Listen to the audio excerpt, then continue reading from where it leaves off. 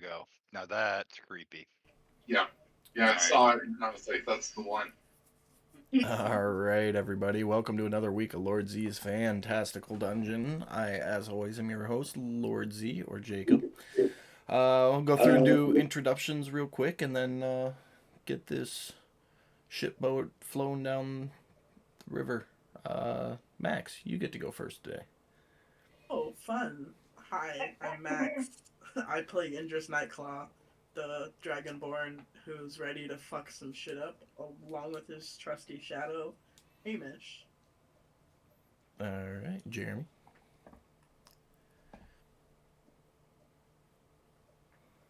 Hi, I'm Jeremy. I play the Azamar Paladin, Fit Chivalry. I am looking for both a were spider and a were bear. So let's see who we run into first this week. All right, Brad with the webcam. Yep, I'm Brad. As you can see, I finally got the webcam going. I play Erdon, who is a Furbolg Twilight Cleric. He is the leader of the village that the group recently came across, and he is now out with the group running around trying to hunt down the spider, the were spider. Alrighty, Eric. Yeah, I'm Eric. I'm playing Willie, the barbarian, reformed pirate. I've made it a personal mission to consume as much Fey flesh as possible while I'm here. It's a buffet, guys. Let's do it. All right, Pam. Hi, everybody. I'm Pam, also known as Miss Holly. I am a half-elf sorcerer, and hopefully this time around we can light some shit on fire, find a spider, anything that comes between us. It's been a while, so we'll see what happens tonight. All right, and our resident multiple personality disorder. Heavy dump. Hi guys. I'm Mike. Yes, I do. Like he said, I am multi personalities. I like to play a couple characters because I really like both characters. So to me, um, I'll start off with my big main guy. That would be Godric, the Goliath cleric. For those who don't know, Goliaths are humanoids that are made of stone. And Should we call him the Rock? yep, you could definitely. I mean, Michelangelo uses rocks when he's describing him. But he's out to vanquish the evils of the world and keep his party from completely going to the underworld. As far as my second character goes, that would be Michelangelo. He is a Tortillan monk. Yes, he looks like a Ninja Turtle. But he's taken a vow of silence, so he doesn't say much. But he's quick, so watch out for those hands. His main goal is to find his friend, Godric, actually. So you, at this point, will not see both of them together. Alrighty. Well, we left off journeying through the Feywilds. A deal had been struck after a convenient crashing of your guys' ship. There's no convenient to it. Well, it was convenient for me plot wise. But we had left off. You guys had been. Get rid of that. Crashed the ship up here on the north end of the island and traveled downriver after meeting some Herringons to their village at the Beasttide Burrows. Struck a deal with the Elder that, in exchange for labor to help fix the ship, they requested you head south down to the mountains to eliminate a pack of lichens, a variety of them, that had been breaking the peace treaty and hunting sentient beings within the land. You had been traveling southward.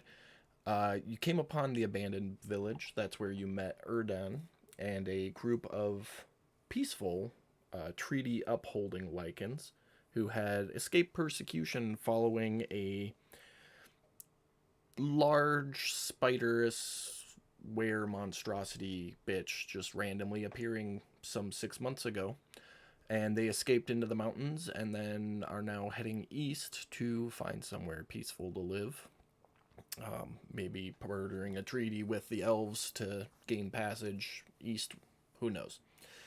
But you continued south. You came upon a large clearing where a bunch of were-turkeys had been preparing a, we'll call it Thanksgiving meal of herringons, mentioning that they were going to wait for her to arrive because she said she might be showing up. Yeah, you guys took care of some dire turkeys and some were-turkeys, as well as a were-turkey alpha, and that's where we left off. Max, I know you had to leave early last week. You got some goodies, or a goodie, and we stopped the stream in the middle of a fight over another goodie. So the goodie you for sure grabbed was a collar, and you will find it in your inventory, but I will pull it up and read it here. You'll be super excited about this. It's just listed as animal collar. It says, once per day for 1 hour, you can speak the command word, written in giant, embroidered into the collar, and grant speech with the animal wearing the collar. Mm-hmm. So if you put this collar on an animal and say speak in giant, you can speak with that animal for 1 hour per day. And then the other item that you were interested in, but I know Pam had said she wanted it as well, so we just left it up in the air, was a battle axe, which is currently in the party sheet. If Pam wants it, Pam can have it, because I already have one. Are you sure? It's an ornate Yes. battle axe, which means Okay. there's a chance it could be something special. I'll take it. Is it a magic battle axe? For I do not have a magical battle axe. Yes, we did determine it was magical. You did. Okay, then he can have it. Very sharp. It was You can have it, Willie.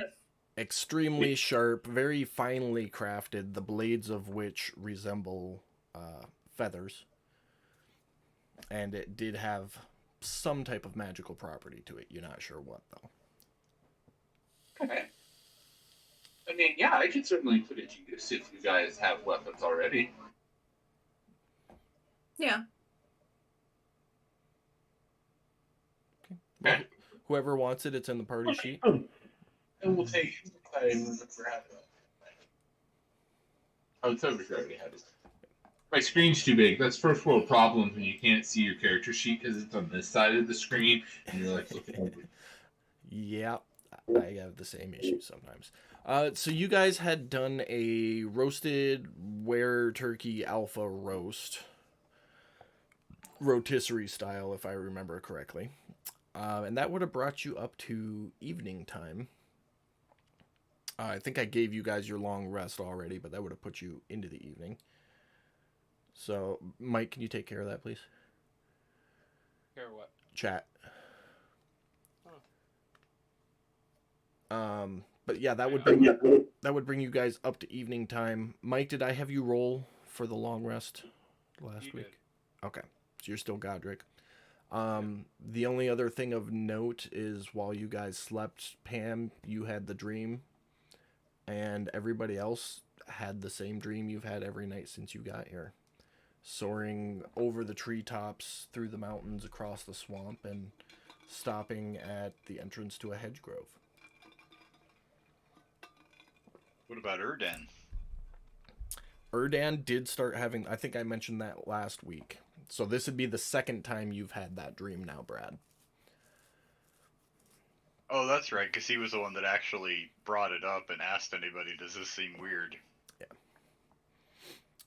So yeah, this is either the second or the third time you've had that dream. I don't remember which. One of the I think first it's ones. second That so sounds far, about right. I think. Anything else you guys want to do before you keep moving?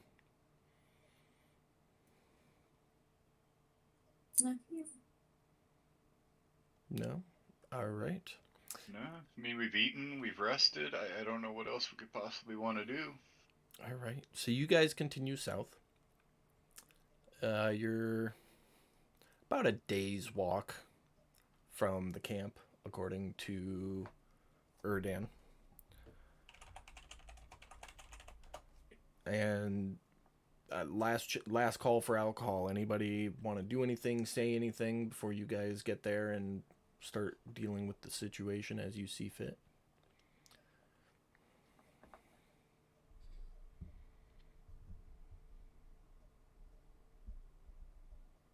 I feel like a curveball is about to get thrown at us here in a second. Okay. Well, nothing to do. You guys start getting there. It is starting to get to being dusk when you guys get into the area. You're still maybe a 5-minute walk away. Erdan, upon your prompts of what do we expect when we get there, describes it to you as a recessed grotto. So the grotto is surrounded almost entirely by cliff walls, with a small canyon leading in and out of the grotto. The walls are approximately 20 feet high, 20 to 30 feet, depending, and surrounded by trees. Inside the grotto is cleared with a small raised spot in the middle for a fire, and then on the back side of the grotto is a cave entrance. So, knowing that information and being maybe 5-10 minutes north of the grotto, how do you guys want to proceed? What time of day is it right now? Are we It's coming. daylight or There's still enough ambient light to see. It's coming up on nighttime though. Got maybe an hour of decent light left. would you say twilight is coming? Yes, I would. You Twilight cleric. I have been waiting for weeks to say that, just so you know. That is why I've been asking so much. I know.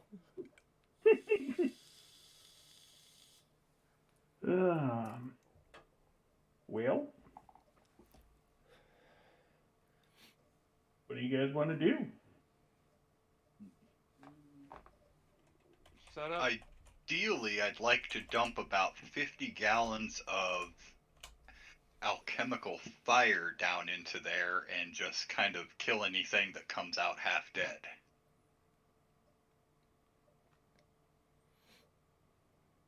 I mean, I would be more apt to set up some type of camp, maybe without a fire, out of the way, but keep an eye on the entrance to the grotto to see who's coming and going and what's going on before we I Put a fire on the grotto. may have the thing for that, if that's what you want to do. But let me make sure it works first. I mean, we Are could you go talking in there like- guns a-blazing, but I mean, the last time we almost did that, we almost took out a village of people that we didn't want to take out. You mean the people we calmly walked up to, had a conversation, and then their leader joined us on this expedition? Oh yeah, for sure. But Okay. if you remember correctly, there was talks of violence. Yeah, that almost went sideways real fast. All right. Right. First of all, I'd like to point out that that was Willie, and it wasn't violent so much as he wanted to find out if he could eat them without causing a moral dilemma. That is That true. is true. I would peacefully consume someone if they would allow me. See, the man's willing to go the peaceful route. Just that's all. All I'm suggesting is we make sure that before we go killing everything in there, that this is who we want to kill. That's all I'm asking. So you're not suggesting we set up at the only exit and just kill patrols as they come out and before they go in? No. My thought was set up We don't need camp. controls. Set up camp so we could have a visual on the entrance to figure out who is going in and out. Not kill them. Look at So them. I have something that Watch might them. help with that, if that's what you want to do. Because I do have Leomund's tiny hut that I can put up for us. That is an awesome spell. I will jump in and make sense of part of that conversation. You guys have Erdan with you, who was originally the leader of this tribe, and he has confirmed multiple times that anybody still remaining here is in violation of the treaty and hostile. Okay. That's why I thought we were talking about like just Or he's ambushing and killing groups as they come out. or Erdan is a double agent, and who knows? You're just gonna have to play it out to figure it out. Womp womp.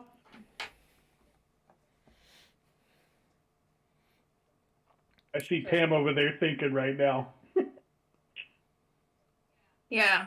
That would be unfortunate, but I bet my mom would love his holy symbol. So I call dibs. Oh, wait, you called dibs a what? My holy symbol? Oh, I thought we were talking white meat or dark meat. We're always talking white meat and dark meat with Billy. Can we just go from talking about attacking these people to getting Erdan's holy symbol jacked and whether or not we're going to eat the white meat or the dark meat from Erdan? Am I understanding that? No, not This is Erdan. only if you turn out to be a double agent. Now, strictly speaking, it was which one we were going to eat first, but yeah, basically. I mean, come on, Erdan. You know us well enough. We're not going to waste the meat. Right. I was relaying the Just white like meat, dark meat conversation to everything, not just Erdan, but Just when you were talking about Erdan. I say we risk it. Risk it for the biscuit? Yeah. Yeah, that's a good question, Erdan. What would you say is the best spice to use on gorilla meat? I would say that Erdan would probably be, I don't want to say confused, but would be like, we believe in peace. So yeah, I don't know what spice would be good on that. We not threaten to eat our new friend. How about no? I'm with Yurnris on this. I am definitely with Yurnris on this. There's no if, ands, or buts about it. Like 100% behind Yurnris. We are not talking about eating Erdan right now. Now, if he fucks up, then we'll talk all you want. But he's not. Right now, he's a cool guy. So. And I threw a body past you all last time, so just putting that out there. All right, so what's the plan? I've heard Have a tiny conversation hut. about I've eating heard Erdan, I guess. sit off in the distance until morning. I've heard risk it. Let's go. So here's Erdan's opinion.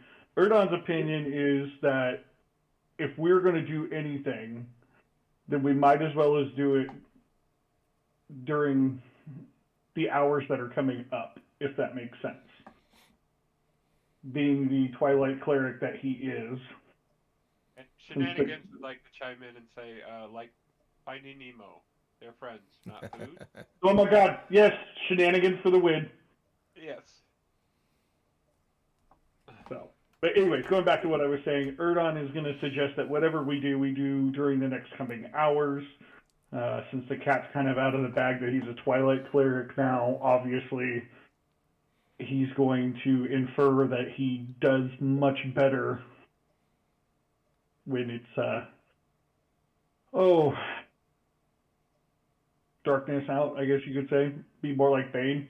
I was bored of the darkness. So, that's his suggestion. Whatever we do it during the dark hours. Well, I mean, now that we revisited the conversation with Erdan, and we're pretty positive that these things are evil. Yeah. I'm okay with going back to the idea of taking them out as they come in and out. Or we go in and kill them on the way in, and hopefully find the queen. One of the two. Or maybe we can, if there are patrols coming in and out, try and attack a group of them and save one of them, and some interrogation to find out if the queen's in there. Ooh, more war crimes? I mean, I wouldn't call it war crimes if they're already I would say out of any of the plans y'all have come up with, that would probably be one that Erdon would be okay with, considering the fact that they're a peaceful tribe. But he's okay with interrogating a couple of these guys with as much problems as they've caused. So maybe we should just look down into the grotto and see what we can see, and then kind of go from there. Oh, you want to circle back to my idea? Is that what I'm hearing? Like, no, that was obviously something Willie said. Like right. That was my original game plan, trying to talk you guys into that. But I started shifting gears to meet you guys in the middle somewhere and let Willie, eat some werebear for interrogation purposes. And we're not eating a werebear. We are sure to the mountains to find him. I mean, look at Willie's eyes right now. And he's shaking his head as soon as I said it. He wants it. We're going to find him, but not to eat him. Technically, kind of the other way around. All right, guys. So we can't finish it off by being food at the end of the day. I don't know. I'm just saying, if you want some shenanigans to happen, do this shit at night and see what happens. Because I will cause some shenanigans. Okay, so we got Irdan, who's ready to go blow his load right here in the middle of the twilight hours. Blow your nuts. We got Fitz, who's now on board with just checking him out and seeing what's going on. Willie's definitely game for eating whatever the hell we can catch. Miss Pam, where are you at with this? Do you want to kill something, or are you game for just figuring out what's there first? Ideally, I want to kill something. I do agree that maybe we should explore around a little bit, see what we're getting into, and then eventually kill something. Okay, and your interest. What's your vote? Well, I think we should just fuck around and find out, I guess. See, my new friend agrees with me. I'm just saying. I like the angsty teenager over here. I'd say it fits, but I think we're outnumbered here. I think we're just gonna have to bite the bullet and go kill some things. All I'm saying is let's just look over the edge so that we can form a tactical plan, so that we know exactly which areas we're killing. So would you like me to describe what I see over the edge? Because I can see in dim light and darkness. Sure. I'm happy to do that. Sounds like a game plan. Because I'm all for if we're gonna go in there, fuck around and find out. Let's do it smart. I think that'd be a happy blend between both plans. Well, you're not there yet. As far as the layout goes, you'd be able to build them a sand table so they could see. But from your description, the grotto is within a bowl basically. So I think what Fitz is trying to say is sneak up to the edge of the bowl up high, 20 feet above the camp itself, and take a look. Oh, absolutely. And that's what I was agreeing. And what I was trying to say was Erdon has the ability to see at night and see in the darkness, which gives them the advantage. If they're doing it during the dark hours, we can creep up to the edge. Well, like I said, without the risk of being seen or heard. It's still going to be an hour, probably a little bit longer, before actual dark vision is required to see. Gotcha. So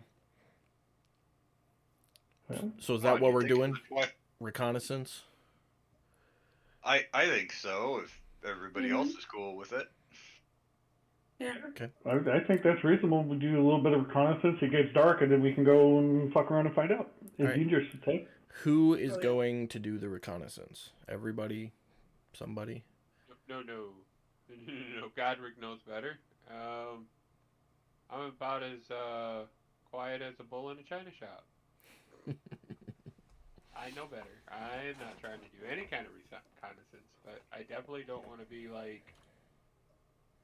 too far away. So if there's a spot where I can kind of keep my distance but still keep an eye on them, that's where I want to be.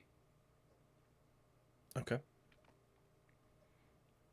So who all is actually sneaking up?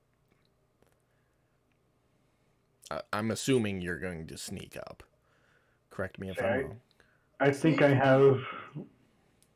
My stealth isn't the best, but No, but you can turn invisible, which will give you advantage on stealth checks. this is true. Sneaking is not my strong suit, so I will not be doing that. I love it when a group doesn't have a rogue.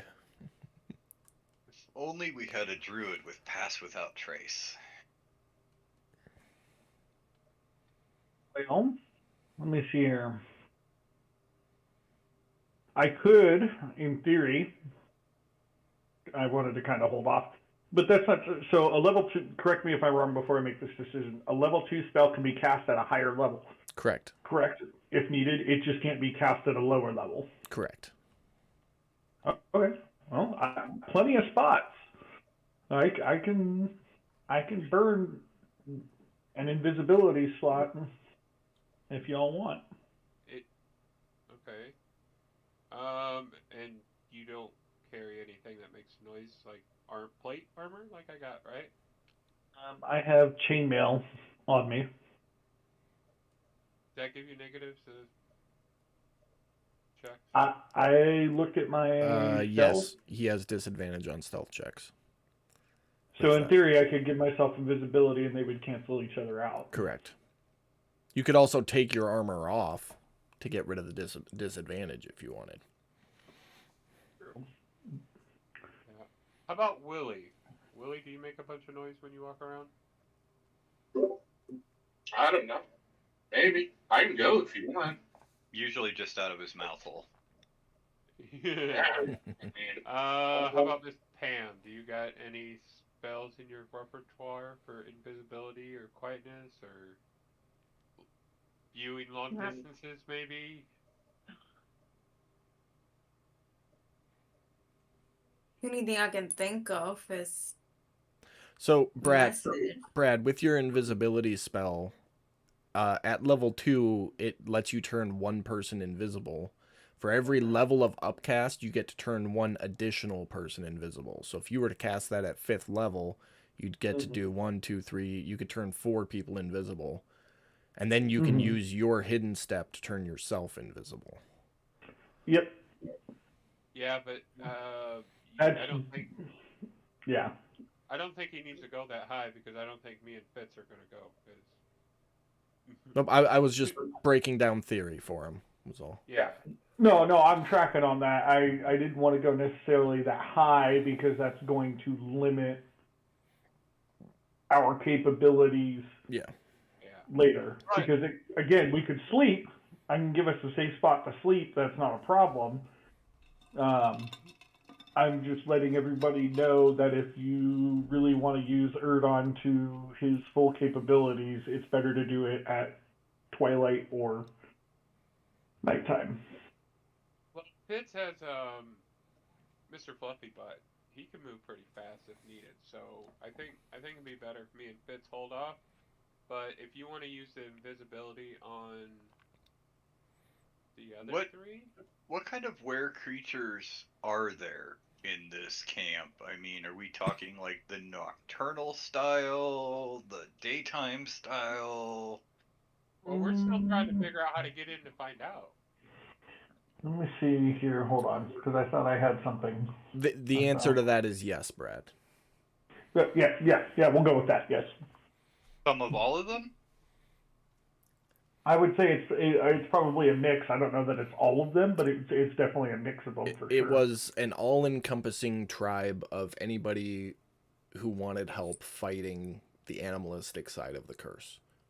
So they could be really any kind of lichens. Sorry, not to step on you. Sorry. Okay, so that it's not like all the cat shifters stayed there, so we're better off attacking like in the morning when they're getting ready to sleep. Okay. It's just a random hodgepodge of group, much like you've seen with us. All right, so who's going to do the recon? I think at this point, the best bet is going to be Erdon.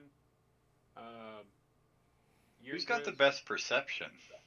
and Miss Holly would be my call for sure. Willie is a 50-50 in my mind, but me and Fitz are definitely no go. We're big and shiny and clanky. So, but you got like I was saying earlier, you got Mr. Fluffy Butt, so you can move fast enough that you could get in there if they need us. I mean, Willie's not great at stealth, but he doesn't have anything hindering him from being stealthy. I do. I have my armory. I have chain armory. Oh, do you? I didn't. I am in fact at disadvantage on my stealth checks. And he's got a insatiable hunger to eat and say things to the things he wants to eat. So that just sounds like you don't trust him. Willie just likes to play with his I didn't food. say that out loud, okay? So then, who would you like me to take with me? You want me to take one other person, or two people, or? Well, it sounds I like mean, I can go. Pam was going. Well, I definitely want to send some muscle with you, so I'd definitely like to see Yerndris go with you. And Miss Well, Pam, that hurts. Yerndris already said she's a no-go for stealth. Oh, I don't have any like bad things. I just have a 0 stealth. Okay. I don't have any modifiers that would push my stealth. okay. Let's just go half and half then. Willie, Pam, and Earden. Okay. Okay. All right. And then Yerndris can stay with me and Fitz. All right. Erdan, what are you doing for spells, if anything? Oh, we will. Oh, let me see what spots I got. You'd need a level 3 invisibility to turn both of them invisible, and then you can mark off a hidden step for yourself. Or you can just level 4 invisibility and hit all 3 of you with the one. Make sure here. Hold on. I want to make sure I'm not ruining my shenanigans later. What's my hidden? Is that a bonus action? Yeah. I don't remember. Well, When you're casting it out of combat. yeah, out of combat, action, bonus action doesn't matter. The big thing is your hidden step isn't a concentration thing. So you can do it innately and cast a concentration spell at the same time to save a spell slot.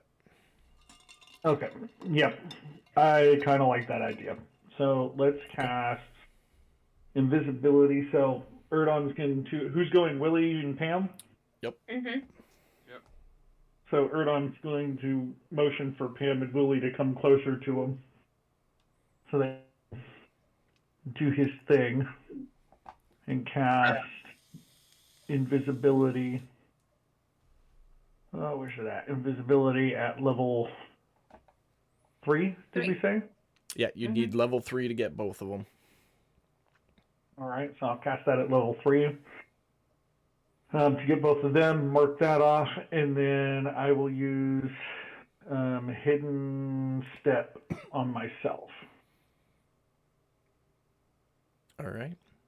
Go ahead I've got those and marked off. give me a stealth roll at advantage for the 3 of you. Do we have a map for this? Eventually. Okay. Okay, you want to... So do you want mine at advantage? Yep, all 3 of you click the advantage button and then roll a stealth check.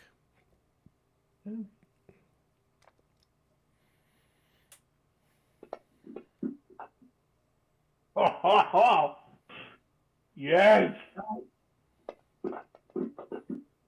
Even with an armor penalty, you hit a nat 20, damn dude. I told you. You want the shenanigans to come out. Let it go dark. I have been waiting for weeks for it to get dark.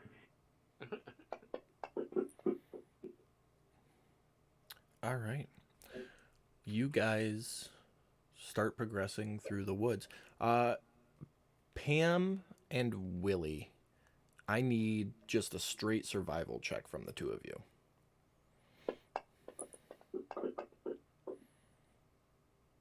Oh, Okay. I give them guidance if that helps.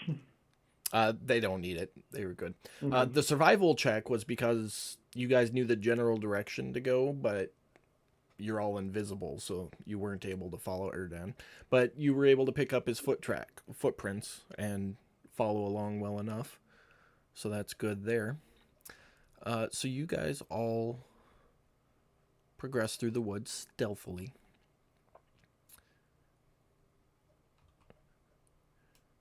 And you come upon the grotto. Ha.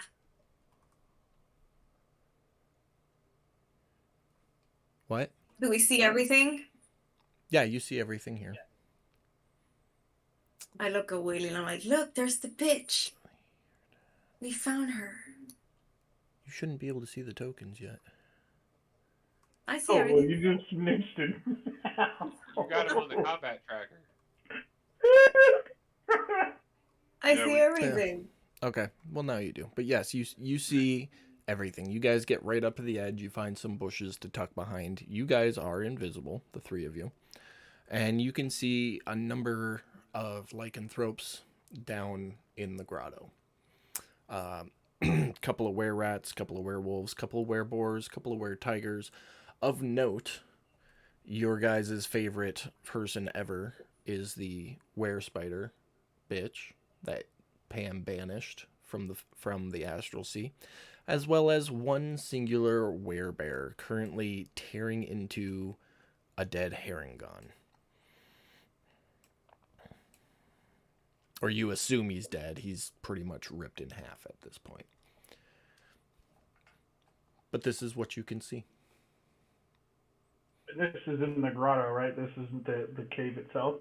Correct. So this is kind of like the outside camp area, and this is the entrance to the cave. Oh, come on. This is the entrance to the cave here. Okay, over by where the bodies are at. All right, got it.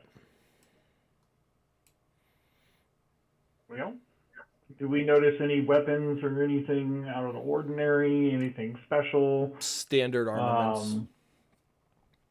Okay. Um, see here, hold on. Spears, bows, claws, mauls, and a great axe or two.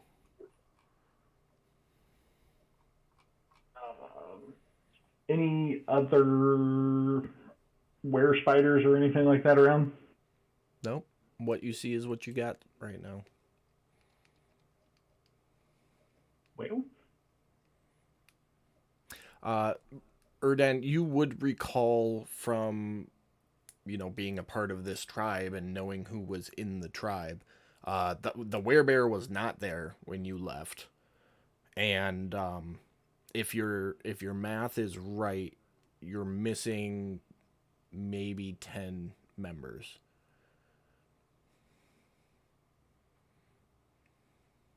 well, I would definitely relay that information to the other two quietly. Okay. Letting them know that there's a couple missing. Okay. As there's hidden dice getting thrown. Yeah, don't worry about it. I don't know. I would look at the other two and say that, point out that she's been the cause of our problem, and that although our people, these are still my people, even though that they've decided to follow her. If I remember correctly about Jacob, what you and I talked about, I don't know that they might be doing this out of necessity, not out of want, if that makes sense. Is that true? Am I right? No, you're pretty sure that they had a choice and made it. Well, that changes things a little bit. Not I mean, exactly where I wanted to go with that. You lived with them and worked with them and fought with them, so obviously you want to hope, but they had a choice and they made it, and that's where you're at right now. So yeah, I don't really. Being a new player, I'm going to throw this out there. Being a new player, I really don't know what else to ask, other than to relay whatever information I have to the other two and see if they have any suggestions.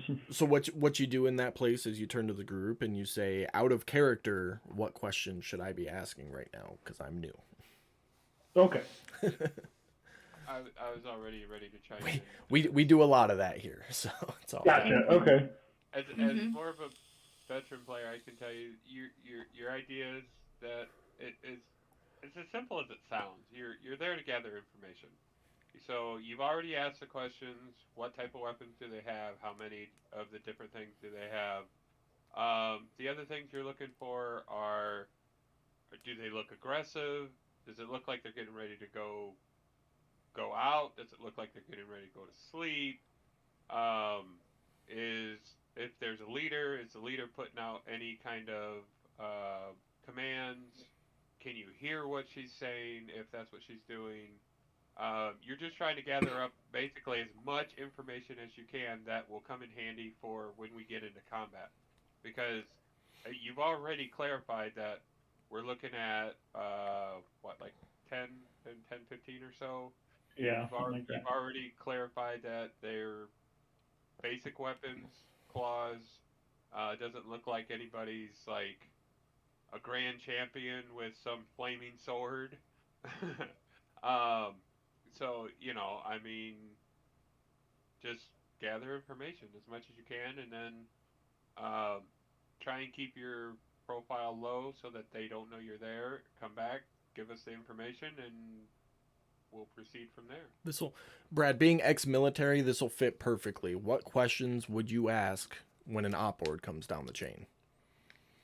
Oh, bro, I haven't done that in years. I know, You can But- put me on the spot there. but you know what I'm talking about. When No, I got you. when you're doing recon and looking at an assault, what do you want to know? Being you. Gotcha. Okay, well, let's give it a shot. Let's head back into character and give it a shot. Have at it. All right. So, first thing I'm going to ask is, do we hear any conversations that are going on? Like, without having to move, if we just sit there quietly and still.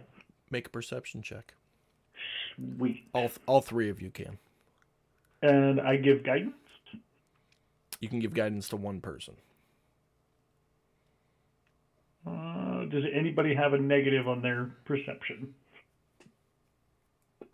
No. Go ahead. Can I give it to Pam, Miss Holly? Yeah, sure. Pam, go ahead and roll just a straight D4 in the chat box.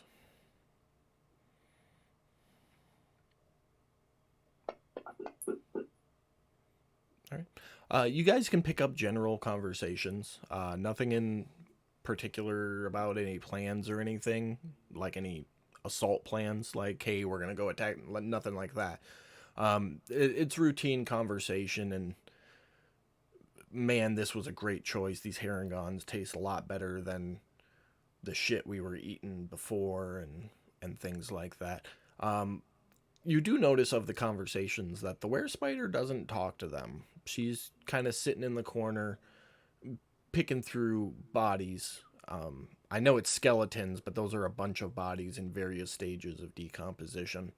But she's kind of picking at them, and as you're watching and listening, she actually takes a body under each arm and goes and takes it into the cave and disappears. Okay. So I'm gonna look and say, guys, let's go get everybody. Is there a bonfire burning in the middle of the camp? I wouldn't call it a bonfire. There is a small fire casting dim light through the camp. And these tents, what do they look like they're made out of? Various types of flesh and or leather. Flammable So they're easy material. to turn on fire. Got it. It's possible. Hey, Beautiful. Brad. Try doing an insight roll. I'm assuming as a cleric, that's probably one of your class abilities or class skills. I would say you're accurate, yeah. What am I using insight for? Just to kind of get the general feel of it, see if you can kind of, using your insight, figure out who's going to be the most dangerous ones, who we should take out quickly and in a group first, and then kind of disperse into some of the little weaker ones. I'll do you one up on that, Brad, because you lived with them, so you don't even need to roll on it. You know firsthand that the tigers are probably the worst of it. They are fast, deadly, born hunters, and the bear.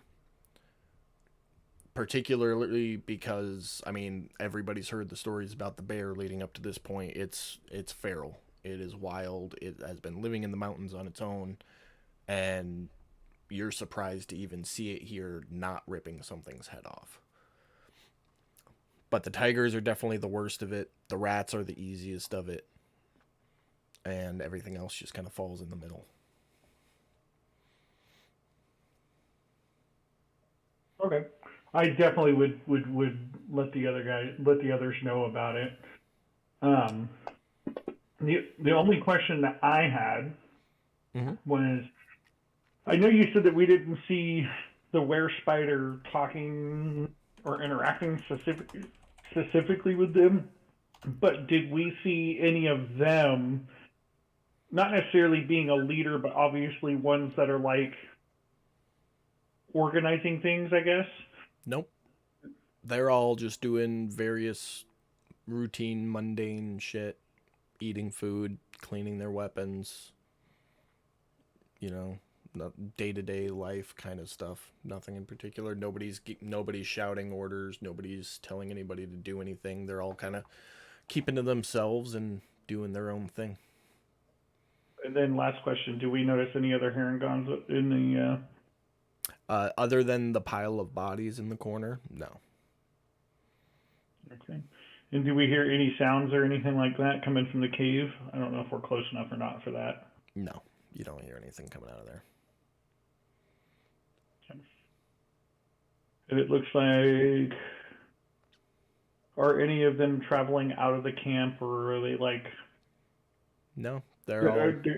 I mean, they're moving around a little bit, but nobody seems to be coming or going at this point. Okay. And I'm guessing, I don't know how to do the pointer, but at the bottom right-hand part of the grotto, that's the one way in, one way out? Yep, that's the canyon in and out. To do the pointer, you right-click, and then you'll see an arrow. You click on that, and that'll give you your squares, circles, cones, and an arrow to draw. And then you just click and drag from there. Okay, just like that? Yep, and that's the way in and out. And then how do you take that off? Sorry, just delete? Or... Yeah, you right click and go back to pointer again, and then you'll see a delete this option. Oh, got it. Okay. So hold on, that might... Oh, boy, that's not gonna... Oh, dang it. Can you pop the map back up? I'm sorry, I'm a dummy. It's all good. All right. So I would look at the other two and ask if they feel like we have enough information to take back to the group at this point. I think we do. Let's go. Let's go get some shit burned, killed. Let's go. Let's go get him. Okay. Willie? Yeah, I'm with you. I don't think anything else that we need to necessarily know right now. Okay. Cool. Then let's head on back. All right. Make another stealth check. All three of you at advantage, please. And I will give guidance. Who's got the lowest modifier? Probably Willie. Mr. Willie? Is that you? Yep. All right, I'll give Willie guidance then. Okay.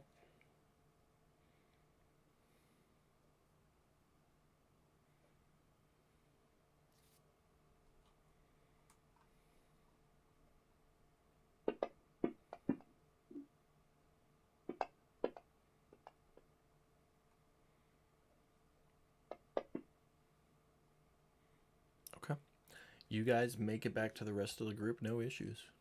Super, super easy DC on that. I was gonna say between the map is deceiving. The cliff ridge you guys were on is between 20 and 30 feet above the rest of them in the camp. Gotcha. So the distance played a huge contributing factor into how easy it was to get in and out of there. You basically had to nat 1 to get discovered on that. Gotcha. Kick a rock. Yeah, something stupid. But all right, you guys make it back to the camp with the rest of them. Or not camp, but you make it back to the rest of the group. So, guys, we saw were rats, we have tigers, we have bears. We saw the bitch. The spider bitch is there. She was going inside a little cage and grabbing dead bodies, skeletons. I don't know. I don't know what the interaction was between her and everybody else, but she's definitely there. And everybody else. Oh, we did notice that some were missing, so we don't know what happened to half of the originals that were there. It's a question mark. But I don't know, we have like 10, 15, 10. We have about 12, 13 things we need to maybe anchor tier and fight. I was disappointed. It's less than 3 each. Yeah. They didn't seem like they were going on combat. Everybody was just, oh yeah, complaining about how the food was better. So that automatically gives me a rush to just kill them since they're complaining about the food that they had before. Yeah, They weren't complaining about it. They were like, this is fucking good compared to that bullshit. They're complaining about it. They're saying that what they had before was shitty, and now this is better food. That's better. So, yeah. All right. Yeah. So, you said she went into a cave. Is there an access point to that cave outside of going through the grotto? Maybe? It's like a small cave. We can't really like see much of it, and we can't really hear anything. We just know that she went inside, and then by the time that we left, she was still inside the cave. Are you thinking about just trying to seal the entrance to the cave? Well, yeah, I'm kind of wondering if on the map, Jacob, it looks like it's kind of a bunch of loose rocks there. Is that really how it is, or just... No, that's just because of the map program I use. That's the best way I could build it. It is at the base of a mountain. So the cave actually goes into a mountain. It's like a rock cliff face. Erdan would know that there is only one way in or out of that cave, and that's this entrance here. I was just gonna ask that. Yep. Nope, there's only the one way in or out. And you can describe the cave as the path enters in the side of the mountain and then curves left and goes for about 15 feet and then curves back right for about 15 feet and then enters into one large chamber. Alright, so here's the thought that's rolling through my mind is obviously you guys went and you came back. They're obviously not actively looking for anything. I'm wondering exactly how aggressive these where people are. If there's a way for us to get to the cave entrance without having to kill them all and alerting her to our presence before we get into the cave where she's at. Just take out the leader, and maybe Erdan can talk some sense into his people outside with her gone. You see where I'm going with this? Erdan agrees that he would like to try to talk some sense into his people. However, as we had the conversation before, he will reiterate that they've kind of made their choice on this, and that he can't guarantee. No, but their choice is hinged on her being the leader. What I am trying to suggest is there a way to go around the grotto, like maybe above the cave entrance, and drop ourselves to the cave entrance without going through the camp and killing everything?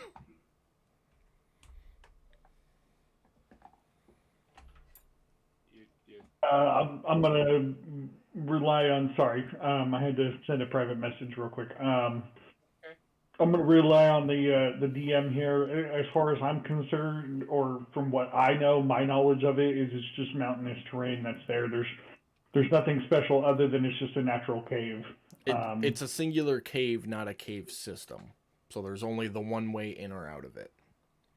Right, but it's not in or out of the cave I'm wondering about. I'm wondering about getting to the entrance to the cave. Like, Oh, in order to. can we go Sorry, up go and ahead. can we go up and over? Like We you said probably that could, the but we're still grotto. gonna be Are you seen. talking like trying to like almost repel into the cave in essence? So okay, so I'm sure everybody's got the map up, so I'm just gonna. I'm talking about coming like there to here. That makes I sense. don't see anything. Oh, there it is. So it's a pretty steep mountain face. If you were gonna do something like that, you're the only way you could really do it. You're talking about like dropping in and sneaking in the mouth. The only way to really do it would be to go down this cliff face here, and then sneaking into the door Okay. and hoping you don't get seen in the process. Can we get to that point up there? Yeah, you just got to circle around. It'll take Well, 45 minutes, an hour. I guess in Godric's mind, these guys aren't aggressive enough to say that we have to kill them. But if we can take out the Were Queen, we now no longer have that piece on the board. She's gone, and that gives Erdan the leverage to go, look, guys, you wanted to follow her. She's gone. I'm it again. Now, either you make the choice of following with me, or we're gonna have to rumble and figure this out. You see what I'm saying? Yeah, no, it's Yeah.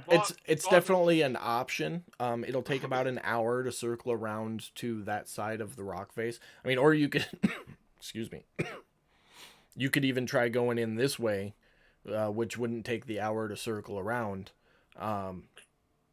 It is a 20 to 30 foot tall cliff face. You have to get everybody down, and then sneak into the cave from there. Okay. Well, I mean, this is just an idea I'm suggesting to the group.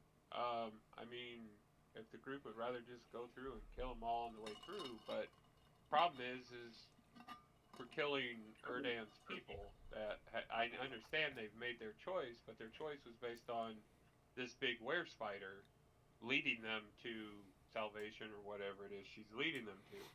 But if we can take her out, she is no longer got that control over them. I'm hoping we can save some. But that's Godric's mindset in this. Godric, my friend, Uh huh. I I love that you see the light in people, but you need to see the reality of this situation. These people aren't following her because they're afraid of her or anything like that. They're following her because this is who they are when society is stripped away from them and they're allowed to be who they really are.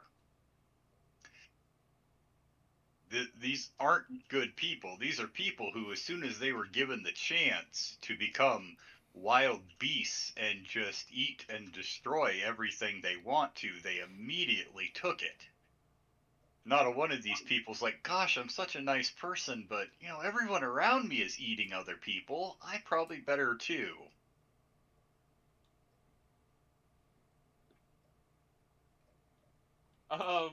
Yeah. Did everybody else see I that? understand Yeah, I where did. Okay.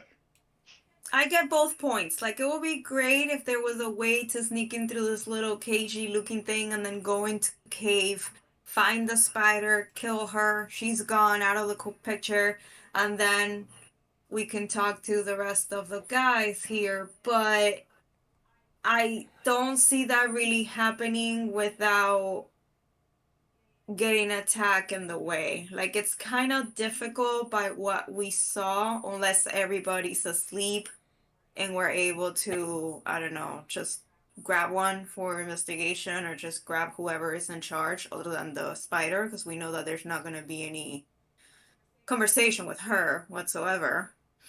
And we don't know what's really inside the cave itself, so we don't know if in the cave there could be more of these creatures and we all be attacked one way or another. Right? She's right. We need to kill them all. I say we wait till they're asleep in the tents. We go in with fire, kill as many of them while they're asleep as we can, massacre the rest, hit the cave, and see how it goes. Unfortunately, that sounds the best route. So nobody gets I'll be hurt. I'll be honest. Erdon's he's torn between the two. He's torn between the two because if you remember him telling you guys, his people swore peace. They wanted to live. You know, they learned how to deal with, you know, their being lichened. Sorry, I can't ever say that freaking word. And all that stuff. So he is disgusted by the fact that, you know, this group has allowed themselves to go back to that, but at the same time, he agrees with Godric on that these are his people, and feels that they deserve a chance at a minimum. Yandris, what do you want to do, my friend? Maybe we trap them in the tents until we kill the lady. And then we bring them out to talk to them one by one, and by talk I mean beat some sense into them, but not kill them. Your only problem with that one idea, which Erdon is totally for, the only problem with that is the werebear. And that's because the werebear he had interactions with him, and he's very surprised that he's even in the camp. The last interaction he had with the werebear was completely feral. Well, Fitz is the one who wanted to have a werebear, so I think he can handle the werebear on his own. But that's just Yeah, me. I'm totally calling dibs on that werebear. Well, I mean, we could. I will challenge him to a biting contest. We we could take Willie's idea and wait till they fall asleep in their tents, and then swap over to my idea and try and sneak into the cave to take out the Were Queen. And then if it goes sideways, then we got to deal with everything that's outside. Again, these are lichens, so I mean, it's not like I don't know what the status is fully of these tents or how tough they are, but I would assume they're anything close to what Erdon's people are like, that it wouldn't be hard for them to get out of the tent. So I don't know how you would do that. The one idea that he kind of keeps circling back to in his mind is Godric's idea of trapping her in the cave. If we can't collapse the cave, can we put something in front of it until we deal with the people outside? Let me see. Do I have anything that we can do that? I would like to not have any mass genocide in a village. Personally speaking, I don't need to see any more of that. Thank you guys for your input about the mass genocide that we're about to commit. But if y'all want to kill these people, I'm gonna stay up here. I mean, I do have hypnotic pattern, but I do have to see her in order to hypnotize her. That won't really, if it works. If it fails, then we're fucked. But or I can banish her again. Just kidding. Erdon, during this process, Erdon's going to relate to Yindris that he is going to do everything in his power to not allow a mass genocide to happen. And he's going to open up to Yindris and tell Yindris that he has also had experience with that, and that is not his wishes, and make that very clear that that's not what he wants to do. That he wants to give them a chance, but understands Okay, so at this point, I'm hearing Godric, Irdan, and Yirndris are leaning more towards going into the cave and taking out the Were Queen than just marching through the camp and killing everything on our way. Hold on, you might misunderstand what I'm saying. If you can Yeah. trap her in the cave, right? If we can keep her separated from these people, this group, there's a chance, considering the fact that they've gone back to their animalistic side, that Erdon might be able to pull the alpha card on them. Does that make sense? Yeah, no, I hear Without her with that. interference. I hear where you're going with that. The problem that I have with that is she needs to die.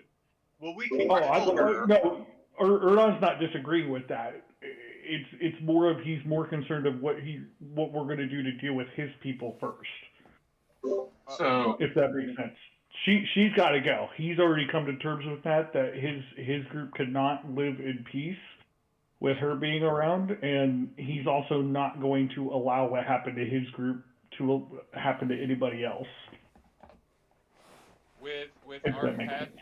with our past experience with her though, I know that just letting her continue to breathe is a problem for us.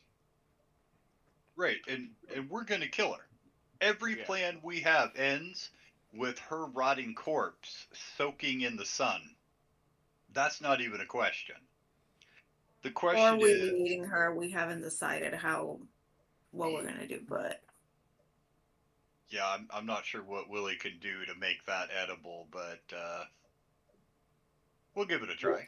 I'm just going to interject for 1 second and inform you guys that you've been having this back and forth, which is lovely. You got about 15 minutes of natural light before dark vision kicks in. Just FYI. I say Yeah. we all try to go talk to whoever we can try to talk to. The moment shit hits the fan, fire. Have we told, or I'm sorry, and this is directed towards Pam and Willie. Have we told them that they have the capability of night vision and stuff like that, and given that warning? I mean, Willie's done and he has night vision, so he probably just assumes that that's how people see. Yeah, and Erdon's again. Erdon, he was born in the darkness, I guess you could say. Yeah. But he understands that not everybody walks that path. And Fitz totally plans on casting daylight on the bonfire as soon as we come in. Okay. well, before you do that, Fitz, I have an idea. Before you do that, Well, now, if you want to block the cave, you can summon a house. Why don't you summon a house on the cave? are you talking to Erdon? Yeah, because you said you can summon a house. That's not how. Erdon's gonna respond with, "That's not how that works." I can try putting down. I can summon my guardian of faith at the cave entrance. That might deter her from coming out.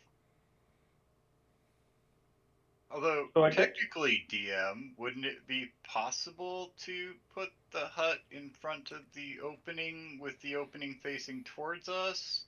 I'm reading it right now. Hold on. Because it is impossible to pass through it unless you're invited in.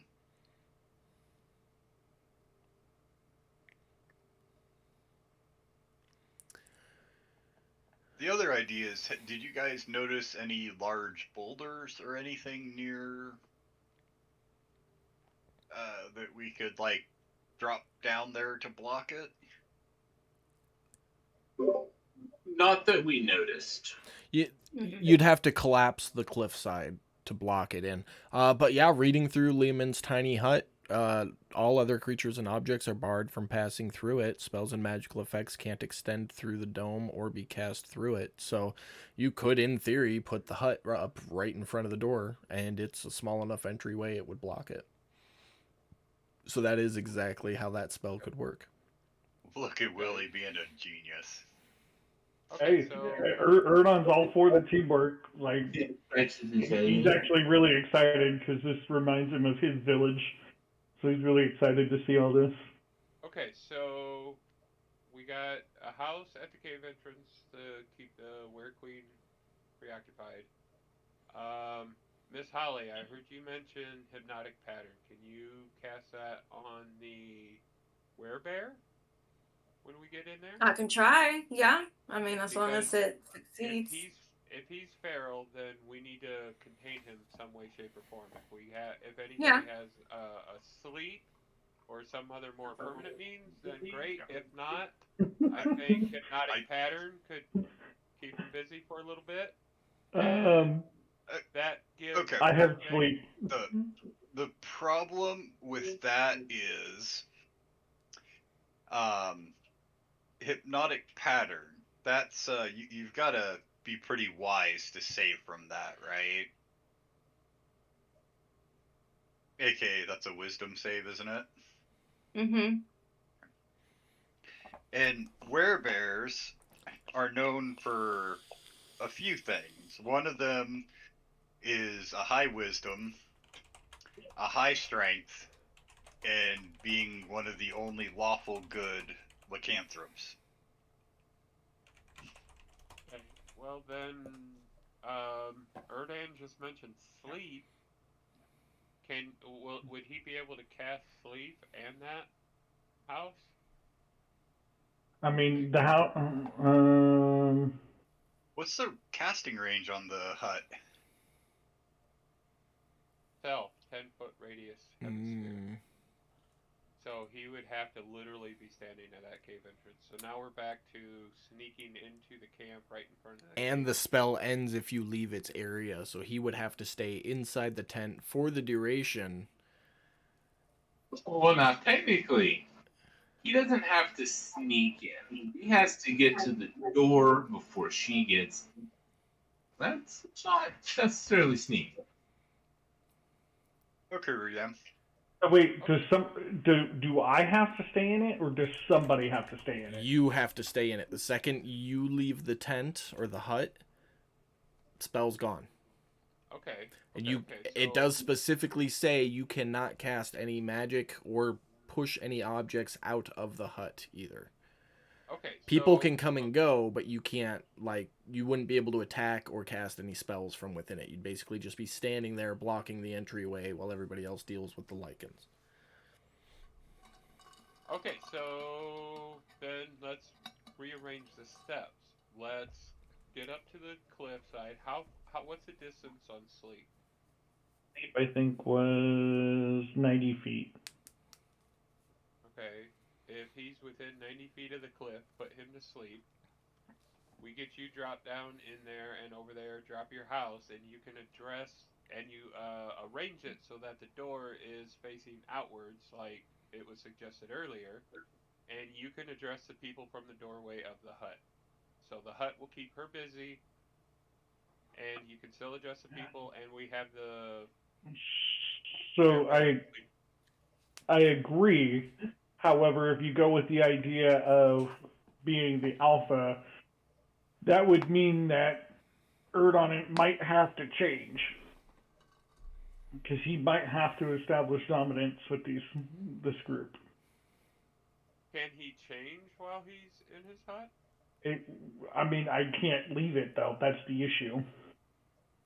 No, he can't, because when he changes, he becomes a large creature. And the tent only fits medium or smaller size. If you put something large in it, it breaks. How long does fire last? Does what? Fire. What kind of fire? Bits, you were talking about some kind of liquid earlier, setting something on fire. Do we have something like that? No, we don't have any alchemist fire. Be so much. Yeah, real fire. My question is, do we have anything? Do we have any kind of liquid, oil, anything like that would burn for a period of time and hear me out, that we could block the cave entrance with? Back on the ship? Is it going to have to be like a legit fire, though? Miss Holly, didn't you have like chromatic wall or whatever that spell was we were trying to get through to get to the red crystal there in the astral plane? Well, I have Firebolt. She does not have prismatic wall. That's a much higher No, leveled I have spell than what she's capable of right now. Oh, I have Firebolt, Fireball, Acid Wow. Splash, True Strike, Ray of Frost. You got that cloud kill Oh. too. I have Cloud Kill. How long does Wall of Fire last? Which one? Wall of Fire? I don't have that. Oh, sorry, I thought you said Wall of Fire. No, she said No. fireball. Oh, Fireball or Bolt. And Cloud Kill, 10 minutes.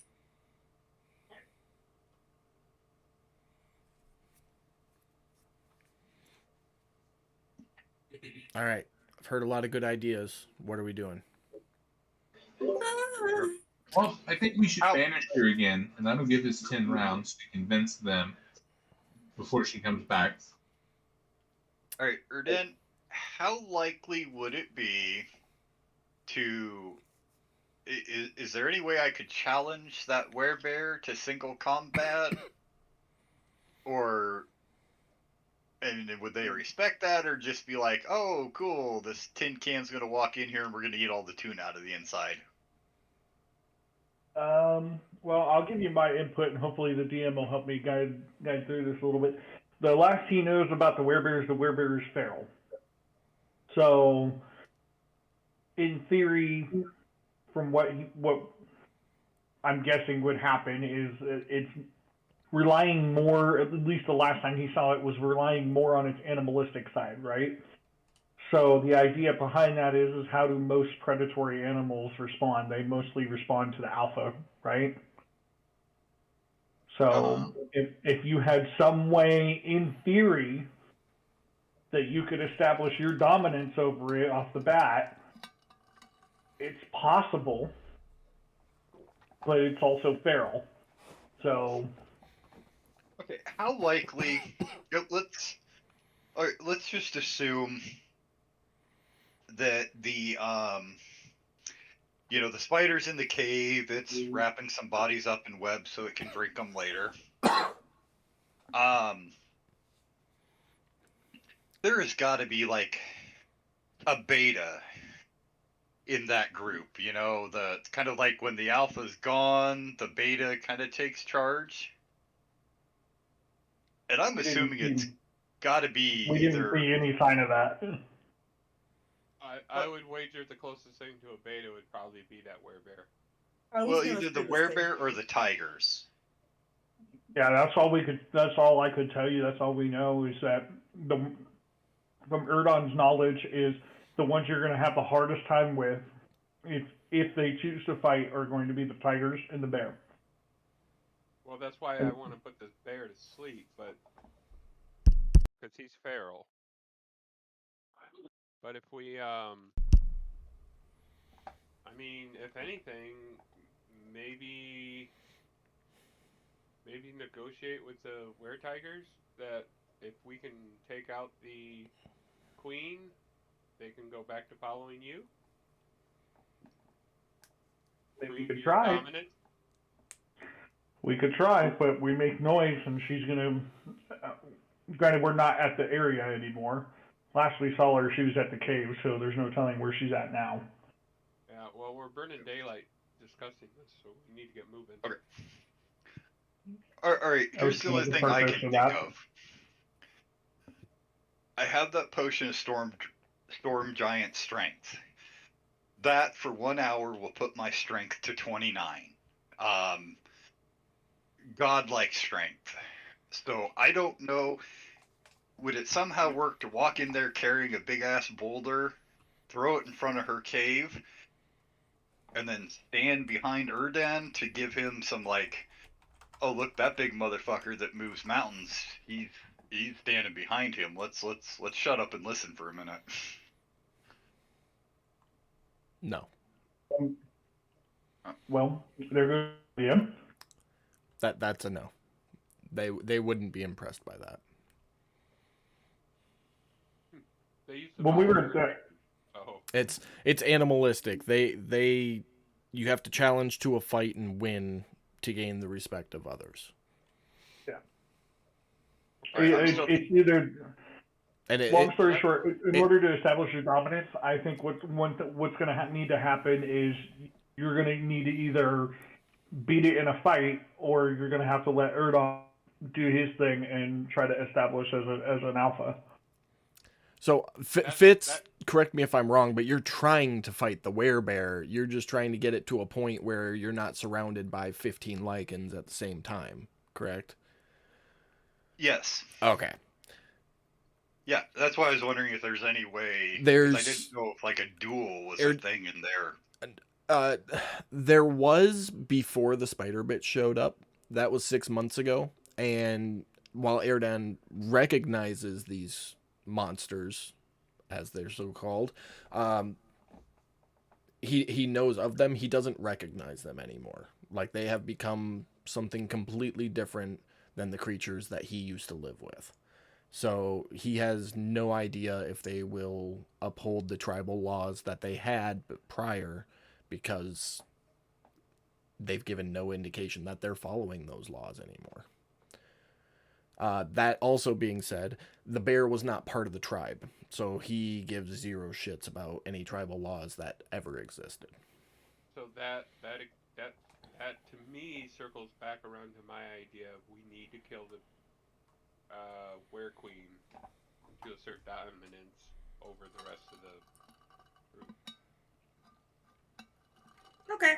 And I think Erdan should lay the final blow, so that Erdon's willing to go one-on-one right now with the. that way. Well, I mean, the reason why I say this is because I want it to be seen that you were the one who pooped a Grod. You're the one who took her out. That way, when these people look at you, they're going to go, he took out the one we were following. Once again, back to putting you at alpha with these people. Or monsters, or whatever terms you would like to use. I think at this point, we've kind of established that I don't know that we're going to be able to get in there, as much as Erdon doesn't want to do this. I don't know that we can get in there without having to fight the other lycans. Okay. So at this point, I've heard, because we're starting down the path of arguing in circles here, so I'm gonna interject and play referee here. I've heard two options. The first one is a full frontal assault, in which Yindris will not be a part of, because she does not want to wipe out a tribe. She doesn't want to be a part of that. Godric would rather not. And Godric would rather not. The second option would be to scale the cliff and try to sneak into the mouth of the cave to take care of the spider. Or scale the cliff, get there to block the cave entrance in some way, and then try to talk to the lycans prior to dealing with the spider. I feel like you guys are more leaning towards scaling the cliff at this point. Yeah. Unless somebody has something else. Correct me if I'm wrong. No, at this point, I think it's just. Yeah, I don't know that we're going to be able to block the cave, unfortunately. We can try. We can get there, get to the cliff, and see what we can do. And go from there. Try to be quiet about it. Eric had a valid point. You can always banish the spider bitch again. That'll give you a minute to do what you're going to do before she comes back. But does that mean she's going to come back to this plane? Yes. Mm-hmm. Okay. Yep. Because when she banished her the first time, she came here, which means she's from here. So if banishment works, as long as Pam can hold concentration for a minute, she will come back exactly where she was when she was banished at the end of that minute. Correct me if I'm wrong. If I'm using banishment, I'm not able to use fireball or any other spell, correct? Until the banishment is completed. You cannot use another concentration spell for that minute. Okay. So you can still cast fireball and firebolt and all those like single one and done things, but you wouldn't be able to cast like sleep or something that you have to hold concentration on. Or hypnotic pattern. I don't know if that's concentration. Yeah, it's concentration Okay. up to 1 minute. Yeah, so no, you wouldn't be able to cast that. Okay, got it. Okay, let's do it.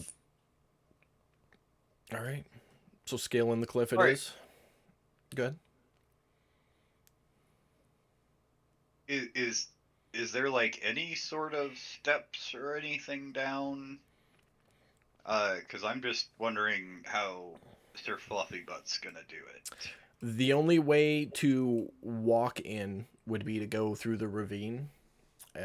You'd have to go about 30 minutes southeast to the closest entry point to the ravine, and then walk 30 minutes back up through the ravine and enter through the southeast side of the camp. You'd come in this way. Is there what kind of damage is Fluffy Butt looking at if he jumped off the edge of the cliff?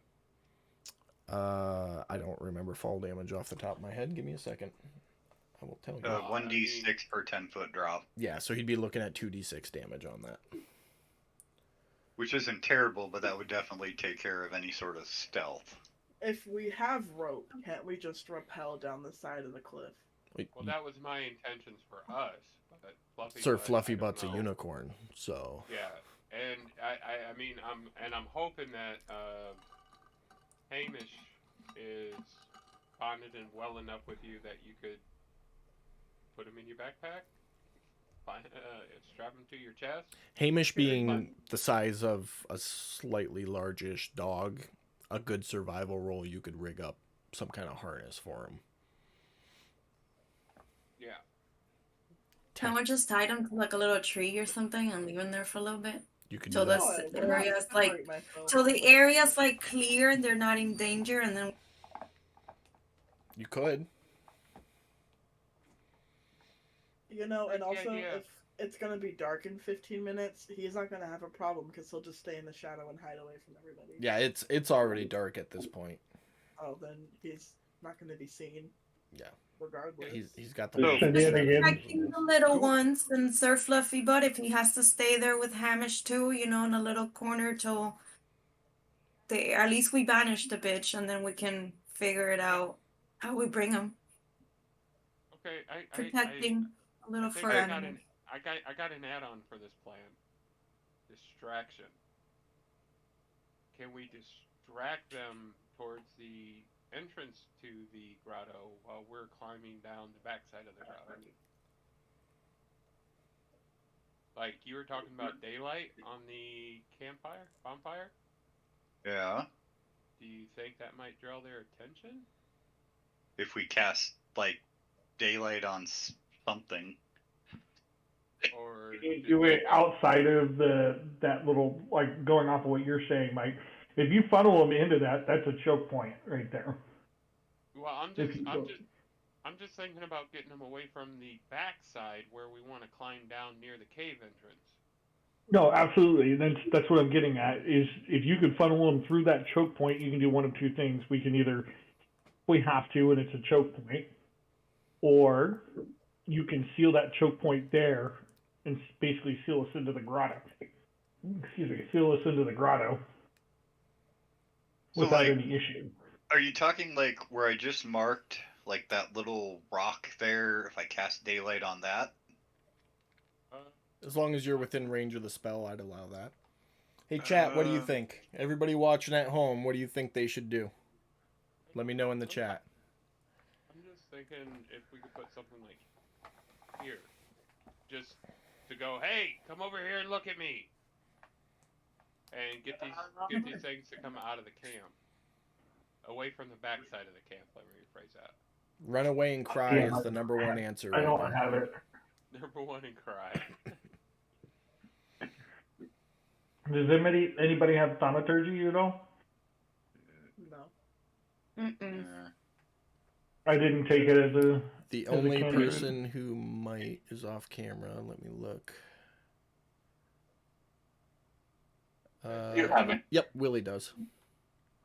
Willie. but the Why range don't on you that have thing Willie is go? 60 foot.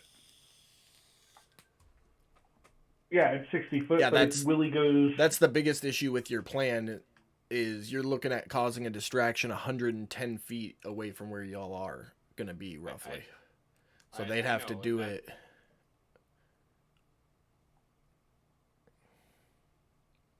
Okay, so well, I mean, they'd have to be like over here. To put a distraction right there, farthest away you could be is there. So would they be interested in eating a unicorn?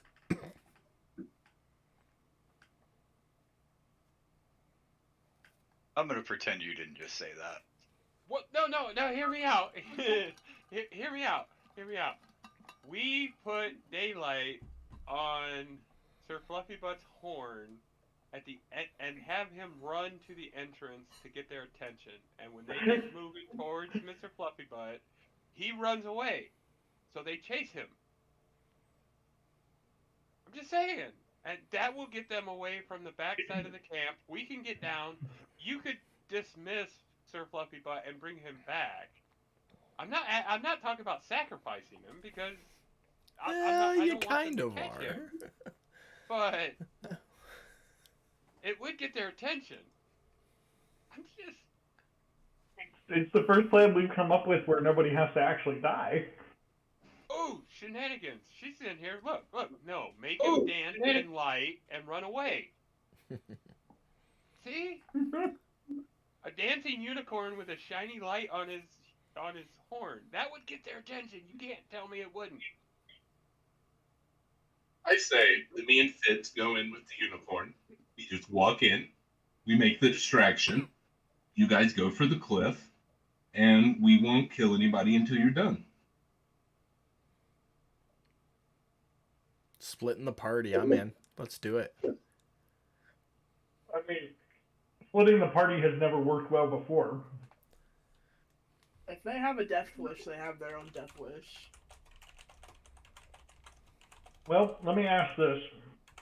That's four.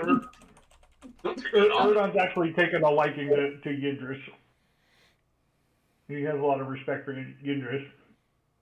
How would Yindris feel if we went down, tried to talk to them, and if they attack, they attack. If they don't, they don't. We leave the ball in their court. Pretty good with animals, so I will give you that. And I will say I am cool with that option. I mean, we could do it that way. And what we could do is we could try to have maybe a couple people come down off the cliff on the backside, try to circle around them. The only problem is you still got that, you've got the cave right there, so you got to be careful. Okay. It fits with if you think about it, it fits with everybody's ideals. We're not going in there, we're not doing a slaughter, we're giving the option to them, which Erdon would agree with. Let's do that, because then that makes you a distraction to pull the majority of them forward. Miss Holly, do you have a sleep? No, she doesn't. Do I have a what? She has hypnotic pattern. She doesn't have sleep. Hypnotic. Okay. And banish. Right. I understand, but the thought process I was having was still trying to neutralize the werebear. Yeah, I know. Okay. Then in that case, I'm game. I'm gonna be one of the ones going towards the back near the cave entrance, because if she comes out, I want to be on the front line for her. So, out of character, I got one question. Well, when Pitts is done, I got a question out of character when Pitts is done. Okay. I will go with Monkey Man. If the bear does cause issues, then I will fight him.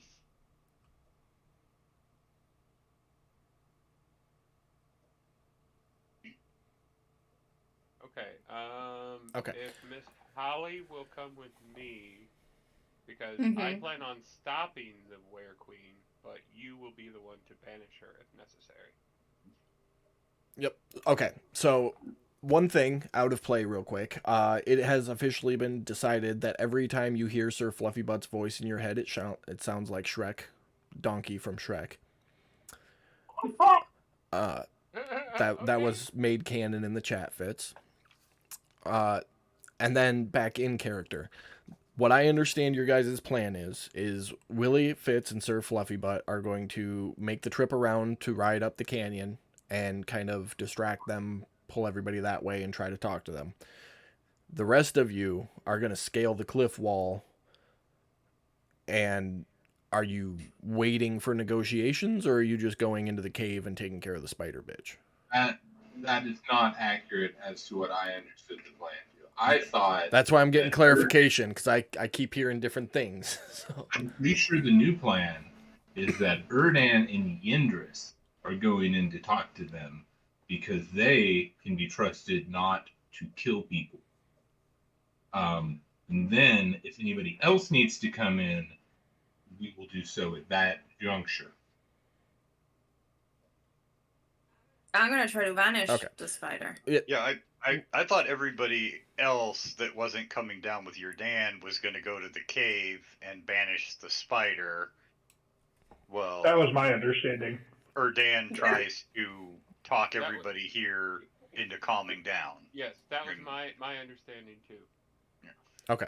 So, just to make sure I've got this, Willie Fitz and Sir Fluffy Butt are going to go up through the canyon, and they're just going to kind of be there as a standby just in case shit goes south.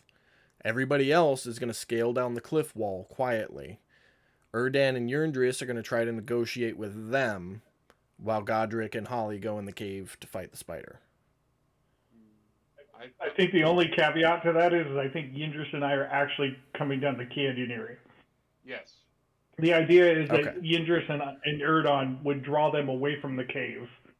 Yes. Well, do you guys want to take the unicorn with you, and then Fitz and I will just go down the cliff? I don't have to make climb checks. I could just climb shit. I'm a ninja barbarian. Well, why don't you stick with me and Miss Holly for sure then? Well, yeah, because I can lower you guys down the cliff and help with that, and then just climb down myself. I think that's a perfect idea.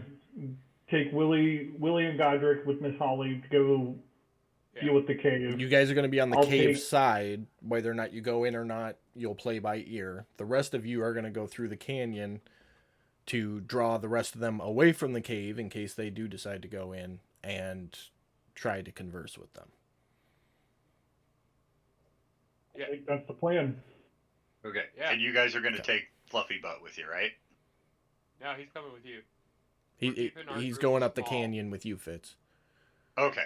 All right. That I way, just heard- that way he doesn't have to jump down and hurt himself. All right. All right. So, out of character, I have one question for everybody. Send Who's your big heavy hitter dude that you guys normally use? I've been watching you guys for weeks. I've been playing with you guys for a little bit. I don't really know who your big heavy hitter is. Well, I mean, if you're looking for damage, you're talking about Miss Holly. If you're looking for up front, beating the shit out of people, that's kind of a toss up between. Who do you want in the fight first? Well, I'm going to be hitting much harder for the next hour because right before we walk down, I'm drinking that potion of Storm Giant Strength. Okay. Remember, you it guys is just let me know who you want in first. Try to get first into the fight. so it is a half-hour walk back up the canyon to the camp. So are you gonna wait until right before you get to the camp, or are you drinking it before you enter the canyon? No, right before we walk into the camp because Into the that camp. way I have that hour. Okay. Gotcha. Yes, Pam.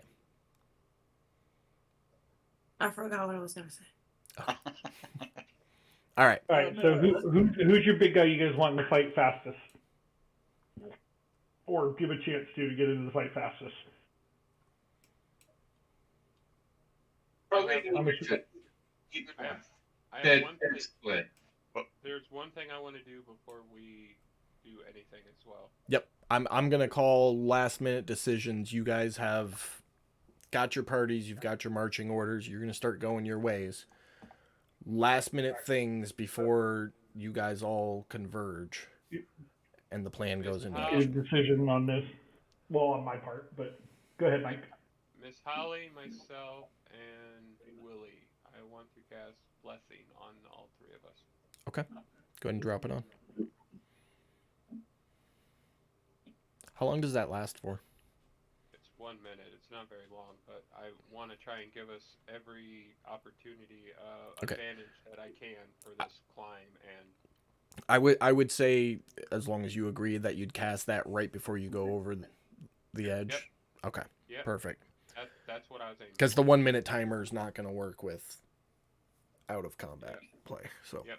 okay.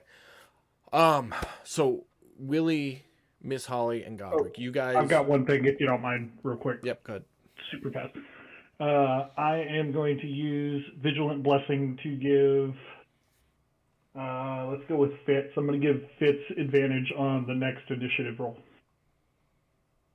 Oh, that'll be nice. What was that? Vigilant Blessing. I'll read it to you. Okay. It's a first level Twilight Domain feature. The knight has taught you to be vigilant. As an action, you give one creature you touch, including possibly yourself, advantage on the next initiative roll. Perfect. This benefit ends immediately after the roll, or if you use this feature again. Perfect. All right. So Fitz, just remember you get advantage on your next initiative roll. Okay. So, Willie, Miss Holly, and Godric, you guys get to your position quicker than the other group because they have to travel down and come back up the ravine. While you guys are there, you can get ready. Are you securing a rope to a tree? Like, how are you going about all that? That's exactly what I'm doing. Okay, so whoever's doing that, make a survival roll. See how good your knot is. There's that rope. Making sure. I will assist him if he can. Yeah, that's actually good. He's good. Don't worry about it. Okay. I go to assist him, but he just fucking jams it together, and I'm like, No, that's Miss Holly. That You- wasn't me. Oh, Willie, if you want, you can do a secondary survival check to see how good his knot is. that was Miss Holly, so I will check her knot. Oh, it was Miss Holly. Yeah. Sorry, I thought that was Godric rolling. Yeah. I didn't look No, at the got picture. I fancy just saw dice, the number. remember? Shit, I don't know anything. Never mind. You think that's an amazing knot? Good knot, bad knot, fuck. You would have advantage because you're a pirate. Knots were kind of your things on boats. Go ahead and roll that again. From a shanty, you'll get inspiration. Yeah, it's a pretty solid knot. All right. So do I get advantage on my roll now, though, or not? Well, the knot's already tied. Oh, okay. So she's doing stuff for both. You're like pulling your rope out of the bag and look up, and Miss Holly's already got that bitch rigged onto the tree. Oh, okay. Okay. And we're gonna use the same rope. I thought we were using multiple ropes. That's why. Oh, if you want to, absolutely go ahead and. Yeah, so we could Give go it a roll. together, not just. And Willie said he'll give you a help, so go ahead and roll that advantage. I can like mostly just lower you guys down. So, like I have no problem just climbing down this rope myself. Pretty solid knot, according to Willie. Willie stands there. He's like, just do what she did. You'll be all right. All right, so you guys are set. The rest of the group comes up the canyon. So you guys are rigged where all three of you can go down at the same time. And right before you go, Godric is going to cast Bless. So you'll get, plus D4 on a save. Yeah. Attack or a save. Yeah, and I put the effect on all three. Yep, of us, so I see it. Should. All right, the rest of you. What is the order in which you are walking up the canyon? If I could be completely honest, I say do it side by side. Have Erdon in the middle with Yindris. I don't know how big the canyon is. And Miss Holly, mage armor. The canyon's about 15 feet wide. So probably wide enough for the three of us to walk side by side. With the exception of Sir Fluffy Butt, but yeah. Oh, that's fine. Oh yeah, so the three of you could walk side by side, and then Sir Fluffy Butt and Hamish could be right behind you guys. Just like that. Oh, that'd be switched. Fitz and Yindris, are you guys good with that? Yeah. No, that's fine. All right. All right. All right, so you guys approach the camp. Fitz, you drink your potion. Strength 29, beautiful. Yup. All right. Under special moves on your main tab, I wrote down what your original scores were, just in case we forget. 12. That is. So, okay, you guys are approaching. Describe to me what you're doing, how you're doing it. I put a lot of thought into this. I think really Erdon's going to come up to, and I'm probably going to jack the pointer up, but right up to the mouth of the canyon. Okay. And Godric, just call out at what point you're going to signal for the three of you to go down the cliff. Okay. Before I do that, while we're in preparations, I asked Miss Holly about mage armor. Does she still have it? If so, she put it on. That she's prepped before we She go doesn't. down. I got it for you, Pam. Just mark Okay. off a level 1 spell slot. Okay. There, it's on. Awesome. Okay. Go ahead, Brad. okay, so I would say the three of us would come up to the mouth of the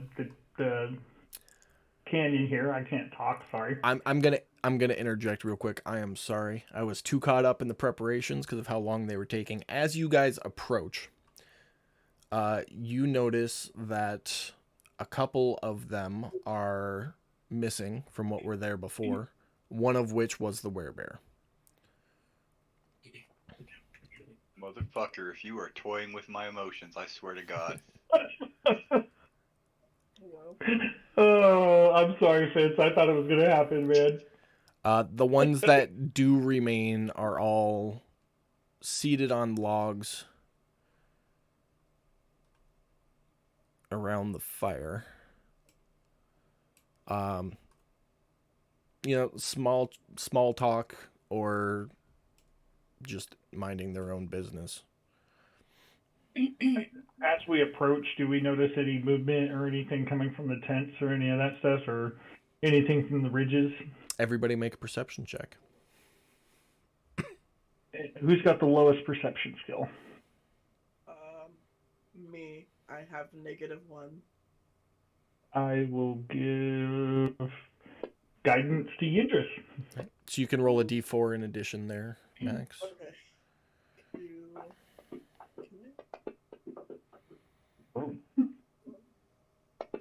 Apparently, I'm not very perceptive. Thank goodness. Yeah, nobody. You guys don't notice any movement in the tents or anything. For the record, Eric, Mike, and Pam, all the missing lichens were gone when you guys got there and started tying off ropes. Okay. So you have no idea where they went.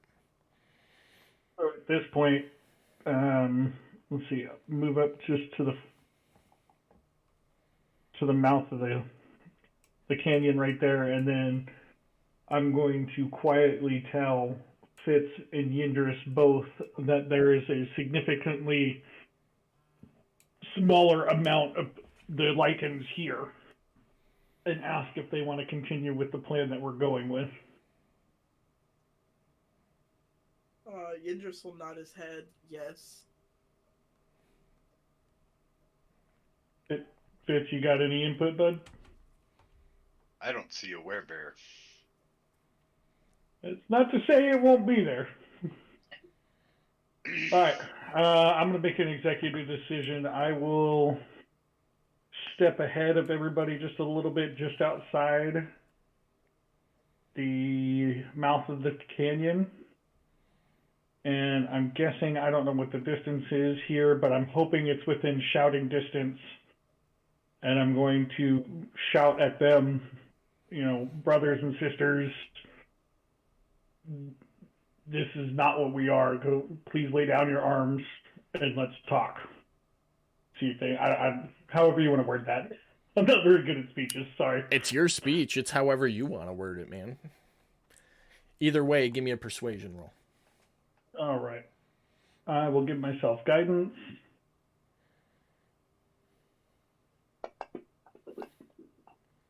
And definitely going to need it.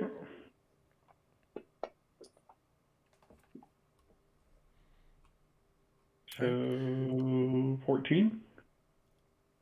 You step forward and give your little speech. And you're coming up to the last couple of words, and an arrow whizzes by your head, and you can hear it click off the rock behind you. When you look over the fire, you can see one of the were-tigers on the far end standing there with the longbow, growling. And go ahead and roll initiative. Is that for everybody? Yep.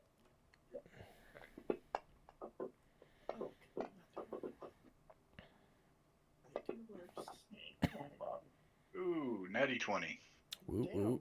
That was a good use of the advantage. If ever there was a time. So the only thing I can say going into this, Fitz, is make it as dark as you can. Because I'm going to help you guys if you make it dark. All right, was that everybody? I need an initiative from Fluffy Butt still. What about Hamish? I was just getting to that. Max, go ahead and roll a d20. Are you kidding me? Hey, there you go. Oh, no, we don't roll initiative for Hamish. He goes right after you do. Or he goes with you. Okay. The one time I get a nat 20, it's useless. Riding up Fitz, were you mounted? Yeah, I always am unless we're actually in. Okay. Ironically, in combat I am, but when we're traveling, I'm not. Give him a little break. I may have something backwards here. Okay. Well, I'm going to go ahead and set Sir Fluffy Butt's token off to the side here then. Okay. We're just going to move mine. Yeah, I'm not going to do that switch token again. It was causing too many problems, and I didn't have time to debug it, so... Yep, that's fine. I'm still trying to work out all the kinks in my aura. All right. So you've had an arrow shot at you. The rest of them stand up, but aren't... Like, they just stood up. So we're not necessarily combat yet, but he did take a shot at you. Do with that what you will. Fitz, it is your turn. I really quick signal to Fitz to stay calm. I'll allow it. I am going to ride up to here. I'm going to look them over, and then in my best drill sergeant voice, I am going to yell out, "You will put down your weapons and you will listen to this man."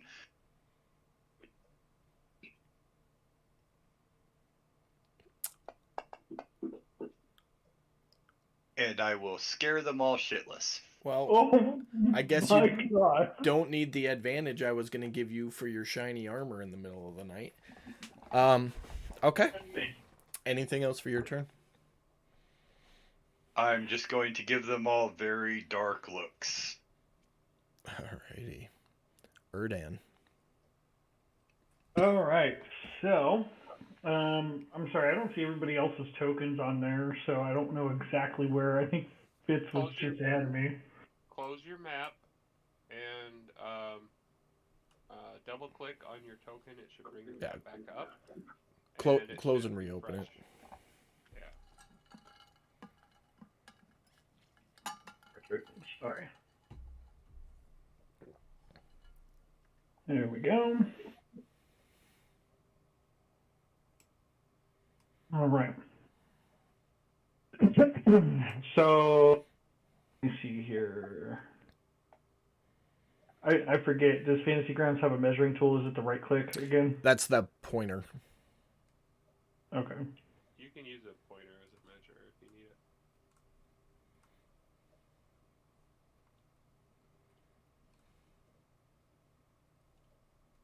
it. I can't get that to work. I'm hoping everybody's within distance. I'm going to cast Bless on... I'm sorry? What's the distance you're looking at? Let me look. 30 feet.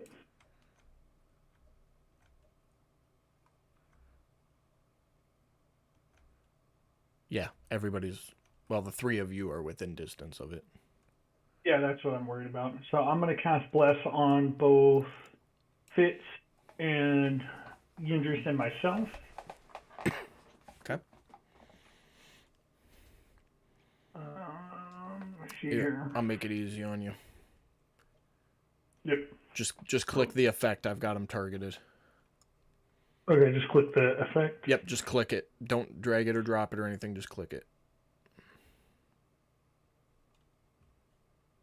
There you go. All right. Perfect. And then in the meantime, I'm also going to move forward. Okay. Just in front of Fitz.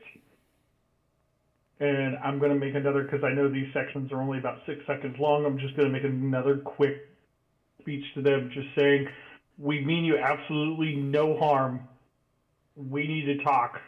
Put down your weapons. Let's not fight. Go ahead and make a persuasion at advantage. And I'll give myself guidance on that. Let's see here. No connections or skills. Persuasion.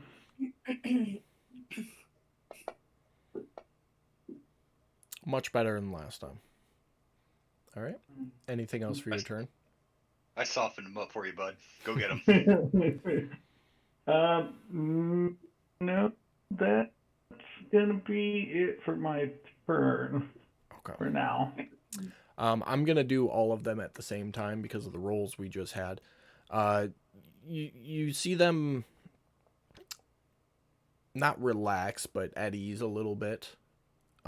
They all move just a little bit closer, not aggressively, very passive. They're very much, okay, they want to talk, we'll talk. You notice the only one who's being weird about it is that were-tiger. Doesn't have the bow, like, up, ready to go, but he's definitely, like, got it into his shoulder where he could draw an arrow and fire if need be. So he's skittish. Yeah, he's being skittish. That's the best way to describe it. I'm giving him the evil eye like you wouldn't believe.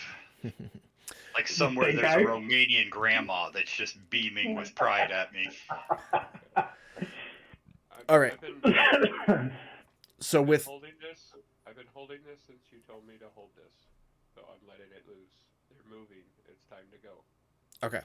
We're getting there. Hold on one second. No, I'm just putting it out there so you know. I got you. Okay. Yindris, are you doing anything for your turn? Sorry, I was coughing. It's all right. I'm gonna move up there with everybody else.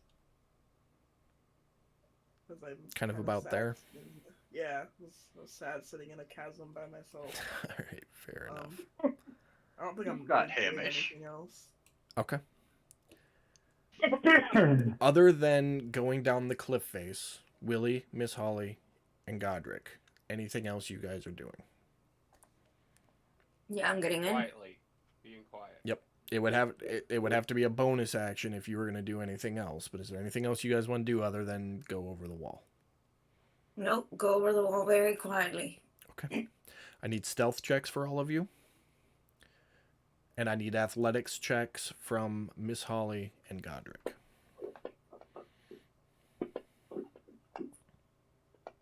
Ah, Oh, damn. Damn it. Oh, Holly, Athletics is not my thing, guys. if you fall down that I cliff, failed PE all my life. Is what it is. Whoa. Now, don't forget that I was helping her down. Because Godric doesn't need my help. He can just heal himself if he falls. So at the very least, she should get advantage. You guys tied individual ropes and you were climbing down on your own. So everybody climbed down on their own accord. I will, however, Willie, give Well, no, I tied. I have We're narrow. all using the same rope. No, Godric tied a second rope. There's Godric tied a rope, but I said I was going to help her. down. You guys tied 2 ropes, and Willie doesn't need a rope because he can just climb walls. Right. So, and all 3 of you are going at the same time. Correct me if I'm wrong, but that's 1 person per rope for Godric and Miss Holly, and then Willie's just going to scale the wall. Yeah, but I'm still helping her. It still requires 4 appendages. The knot. It still requires 4 appendages to scale the wall, unless it's like spider climb where you can just walk down the wall. Correct me if I'm wrong. But if he's crawling on all, if he's crab crawling down on all 4, her feet could be on his shoulders. Well, I'm thinking more just like I would grab her with one of my hands and still be holding onto the wall with my 2 feetsies. You know, I was going to give you a chance to catch her, but you went straight into arguing with me, so I'm going to say, fuck it, she just falls and takes the damage. Pam, you get a dexterity saving throw to see if you catch yourself. Yeah, I'm a pretty nice guy, but y'all kind of borderline taking advantage of that shit. If she's attached to a rope, how would she fall to the ground? She's not attached to the rope. She's using the rope to climb down the wall. Hands on the rope, feet on the wall. No. We're not using harnesses. All right, let me look at these numbers real quick. All right, we're not stealth. professional climbers, so unfortunately, yeah. Okay. It's always bullying the wife, man. Always. Your saving grace on the stealth was Fitz's nat 20, because all of this is happening simultaneously. So the saving grace on the stealth was Fitz's nat 20 with his drill sergeant yell. So you guys got down quietly. Unfortunately, about halfway down, Miss Holly slips and cracks her hip on a rock as she goes and takes 6 fall damage. But you all get down the wall and you're undetected. I'll help Holly up. And the only reason that worked is because Jacob knows very well how loud a drill instructor yells. Very much so. I was never a drill instructor, and I know how loud I can yell. So, but all right, you guys are down. You have roughly 10 feet of movement left each. Willie, you might have a little more. I don't remember what your walk speed is.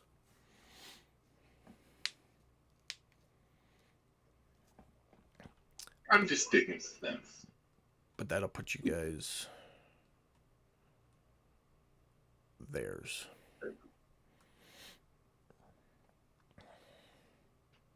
Yeah, I was full on channeling Lee Emery. Love it. All right. Any other movement for you 3, or are you good there? I mean, how much movement do we got left after the climb? 10 feet each. It was a 20-foot wall, so it used 20 feet of your movement. Yeah, I'll use 10 with my broken ass hip. You didn't break your hip. You just like banged it into a rock. It hurt a little bit. Now it's over. Mm-hmm. Okay. Tucking behind the hut. I've heard that tone before. Anything else for you 3? No. All right. We're back around to the top then. Fitz, Erdan, and Yerndris. Lay it on me. All right, Fitzy, what you got, buddy? So I'm just gonna sit there on Sir Fluffy Butt being all, just dark and brooding, staring them each in the eye, just looking around like, start something, come on. Give me a reason to live today, as I wait for Erdan to bring them back into the fold. Okay. Erdan, what you got? At this point, I'm going to stay where we're at. I'm just going to continue talking and, just letting them know that everything that has happened, they're still our people. So, you're still our people.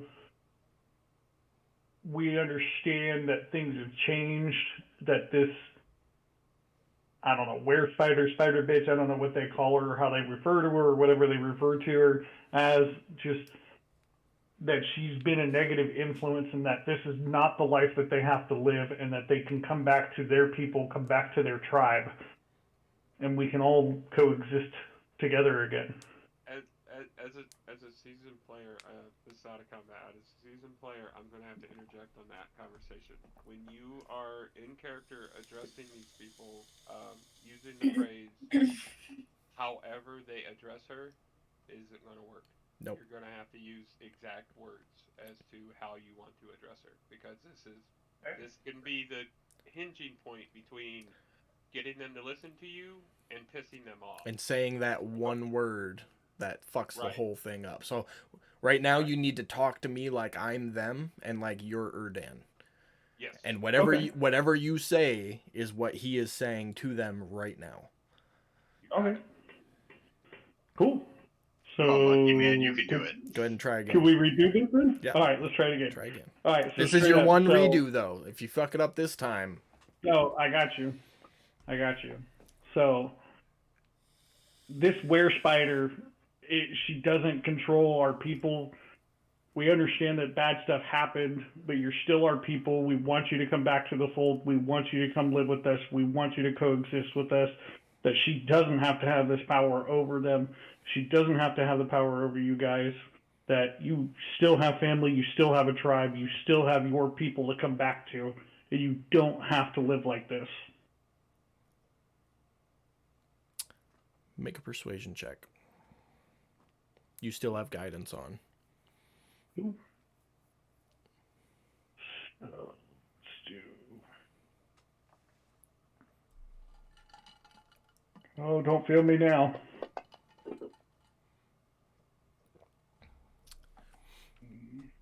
The were-tiger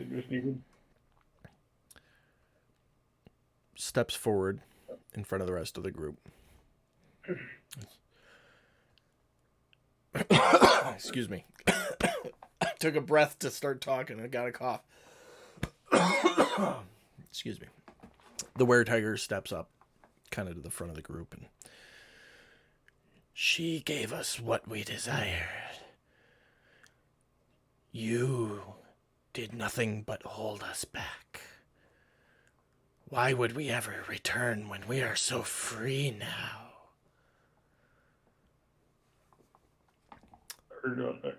Oh, hold on. Before you keep talking, Yurndris and Fitz, you guys doing anything this round? Yes. Okay, what are you doing? I'm gonna step up a little bit past Erdon. Jeez. And I'm gonna put my hands up defensively, whatever you want to call it. And I'm gonna my voice. Pardon me. Good gracious. So he's gonna have his hands up and he's gonna go, I understand that you have more freedom now than you did before. But Erdon has come to this village and have come to seek you guys out to bring you back home. I can't really speak on what he does as a leader in the past, but in the future going forward, I'm sure that he will make light of the situation that has occurred beforehand and that he will promise to do better as a leader than what he has in the past and give you guys more freedom to do certain things rather than the things you're doing now, because becoming a mass murderer is not something anybody should be doing. And I know some of you, he looks around at all the other ones except for the were-tiger. He's gonna say, some of you, I know this will weigh a heavy conscience on your guys' brains. But you are welcome to join back in his tribe, and he's lending out, and he's welcoming you back with open arms, and hopefully, if y'all are willing, he will let you all come back and oh my god, I forgot the words. and become one again and be more free and open to do as you must. I'm just imagining, out of character, I'm just imagining Yerndris, this towering blue dragonborn eldritch knight going, and I'm sure Erdan would let you, what's the word? What's the, yeah. In true Maybe- dragonborn. Sorry, I was is. just imagining it. Maybe he is. All right, go ahead and make a persuasion check. Okay.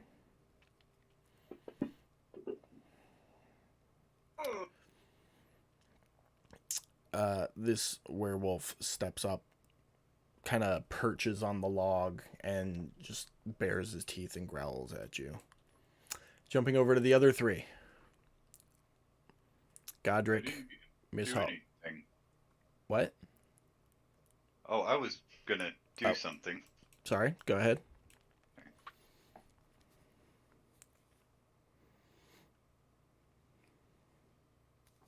I'm gonna move just over there.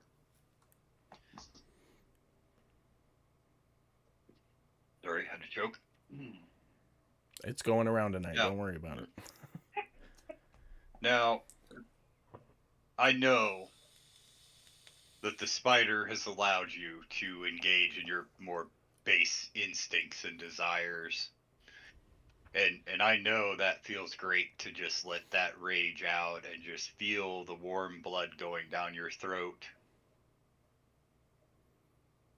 But you're losing your humanity. You're losing the family. You're becoming just a pack of wild animals tearing at each other as much as the enemy. Is that really what you want? I mean, you guys all underwent the ritual that helped you gain control of that animal aspect so you were more than just wild, random animals. You guys are just as much human as animal, and it just seems like you don't really care about that half anymore.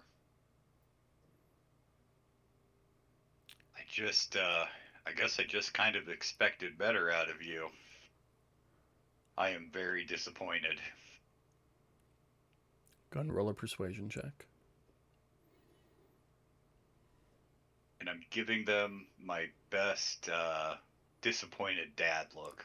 I got that vibe. I'm not Any angry, guidance for me? I'm just disappointed. All right. It's a 12. You want to burn an inspiration point and try to get something better? You know what? I have am going to, guidance? yeah. Yeah, can I have guidance? You haven't cast it this round, so yeah. You can add a d4 to that, or you can... Okay. So that's a 22, and then 23. All right. That's much better. You notice that Werebore 1 and Werewolf 2 there, they like turn their heads in thought and look at each other and almost talk to each other, but you don't hear them say anything. They like having a silent conversation. One of those moments. And we're going to jump over to the other three. Godric, Miss Holly, Willie, what are you guys up to? Walking to the cave. All right, so I'm gonna motion for Willie to come up next to me. I want to be a wall with Willie essentially, and make our way down here. Okay. So And, moving simultaneously like that. Yeah, Mm-hmm. you got it. Okay. Everybody give me a stealth check at advantage since they are distracted.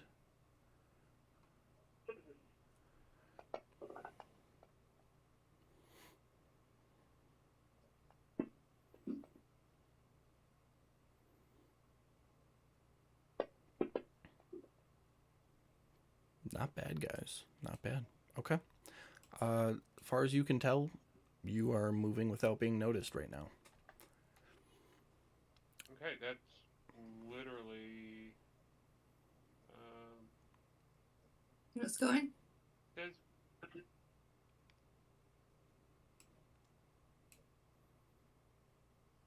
Anything else for you guys? I was just thinking about that actually. No, we're gonna.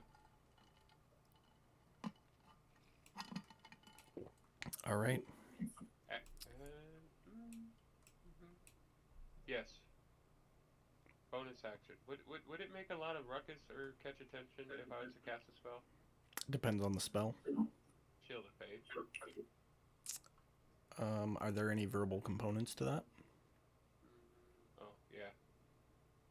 I'm not saying you would get noticed, but if there's verbal components, it increases the risk of it. Okay, I'll hold on that. Okay.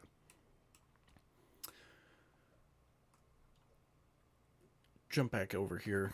The were-tiger steps forward again and goes, "We have fallen a little farther than we thought we would. But we are free, and we are happy with our freedom. And honestly, she scares the fuck out of us, so why would we come back now?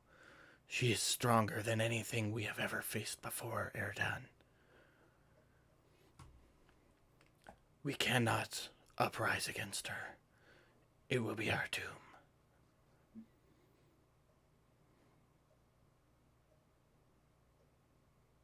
Whatever order you three want, go ahead. So, what you're saying is, if she were to have an unfortunate accident and fall onto a sword a couple dozen times and not be a problem anymore, you guys would be amenable to coming back into the family?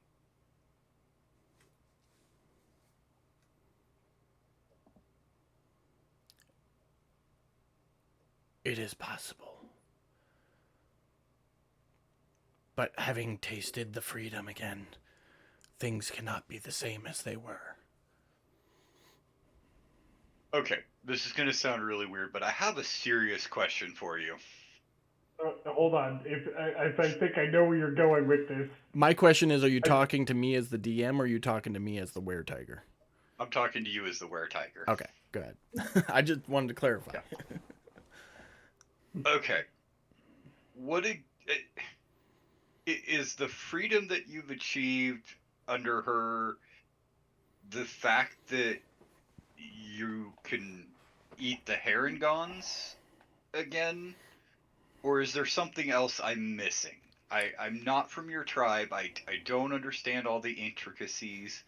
So I'm trying to understand what exactly it is she's giving you that you weren't getting before. Follow-up question, is herringon really that much better than just rabbit? I don't know what a rabbit is. Herringon is incredibly delicious, though. It's not just about the herringon, though. It's about the freedom to choose, to just let go, to let this animal come out, to let myself be both parts, and to reel it back in to the control that I also wanted. To feel and experience both sides of the spectrum without remorse of either. Okay, good. Now we're getting somewhere. So, hold on. Let me take this real quick. Oh, no. If You go don't ahead, mind. man. No, this is your party, dude. I'm just a crasher. Go ahead. No, I have an idea, and let's see if this works. Erdan's going to step up as Fitz is talking. Okay. And he's going to say, "My friend, this group here of these ones that are with me right now have taught me more about this and that although we've seen this as a curse, that it may not always be a curse. In fact, my friend over here, this shining guy, his name is Fitz. He has explained to me in the past that there's a possibility that in his world that what we view as a curse could actually be used to help people, could actually be used to for good. That we don't necessarily have to hide from the animalistic parts. It's just that we have to learn how to be in control. And I know we've learned how to control the changes and how to do all of that. But I do know from my own experience that the animalistic urge, the rage that sometimes can flow through you can be too much, but together we can learn how to control that. And if that is what you guys are seeking, I'm sure that there has got to be a way that the tribe can learn how to work through that. Fitz here can help us do that. Fitz wants to use this, and Fitz, chime in and correct me if I'm wrong. Fitz wants to use this to help his kids and his wife, his family back home. And there's a chance that all of us might be able to do that, might be able to help each other. And if you're scared, if you're worried about the were spider, Don't be. I will handle her. If it means that I have to give everything that I have, I will handle her. Because that's what you do for this tribe.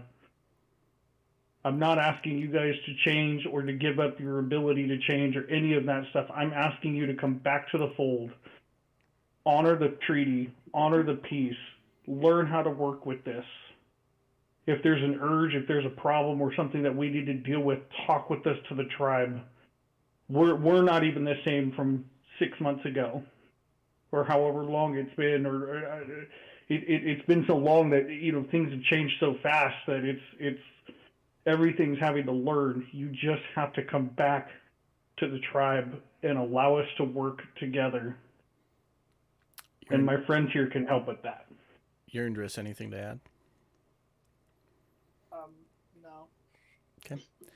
Erdan, persuasion at advantage. While you're rolling that, jump back over to the other group. What are you three doing? Real quick, does he get guidance on that too? Yeah.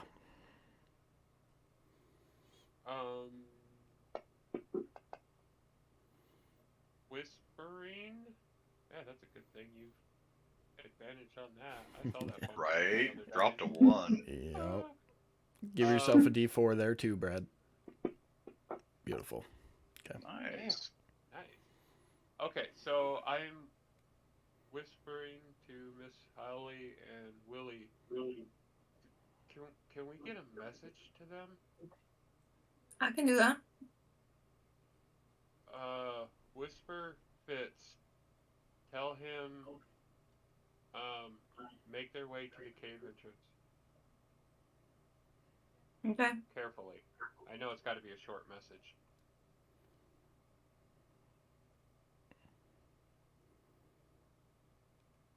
There's actually no duration to how big of a message she can send.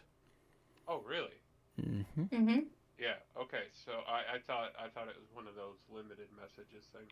Okay. So yeah. Shenanigans. So yeah. Tell him get the group over by the cave entrance because we're gonna want to be together when we take her on. Guys. Or circle around the group if they have to, or whatever. It's everybody. Gather around as soon as you can so everybody could be together. We're here in the cave outside, waiting for everybody. I would like to actually step into the cave, but I wanted to get that message out before we step right inside the cave. Okay. Before we go inside, we want everybody here. I don't know why I'm whispering, but never mind. One small change to the setup. Miss Holly behind us. Okay. So you switch so that you and Willie go into the cave first? Yes. Like that? Okay. Yes. Because I want me and Willie to be the wall because I don't know what's going to be thrown at us from inside the caves, but Gotcha. True. All right, so Fitz, you hear that message inside your head. All right, I'm gonna look over there if they're still there. Or can I respond to that, or is that just You don't. something I hear? You don't know. You can certainly try. I'll say okay, look over there, and nod my head. I think they said okay. Yeah, they said okay. They got my message. All right.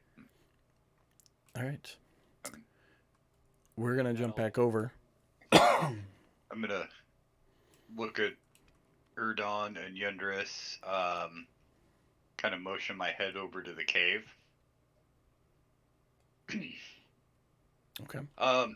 Ladies, do these all look female, or do some of them seem to have male or female or a mix, or you really can't tell. Well, make an insight check. yeah, I'll make it. Inside check is gonna get the clothes, but Explore in a Erdon should be way. able to figure that out. 19. Exploring 19. away. There are 4 males and 2 females present. Ladies, gentlemen, I hope you can stop and think about what we've said. Take it under some serious consideration.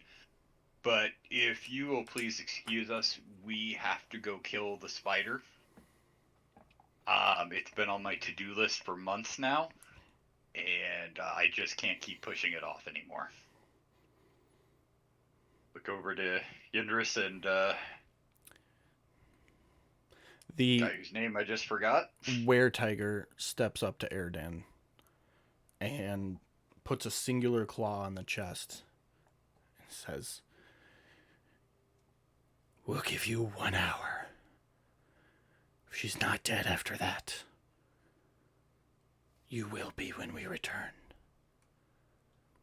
Dude, if she's not dead in an hour, then we deserve it. And Okay. the were-tiger turns and nods to the rest of them, and they all take off up the cliffs and out of the grotto. Bring the bear with you when you come back. We'll talk when this is done.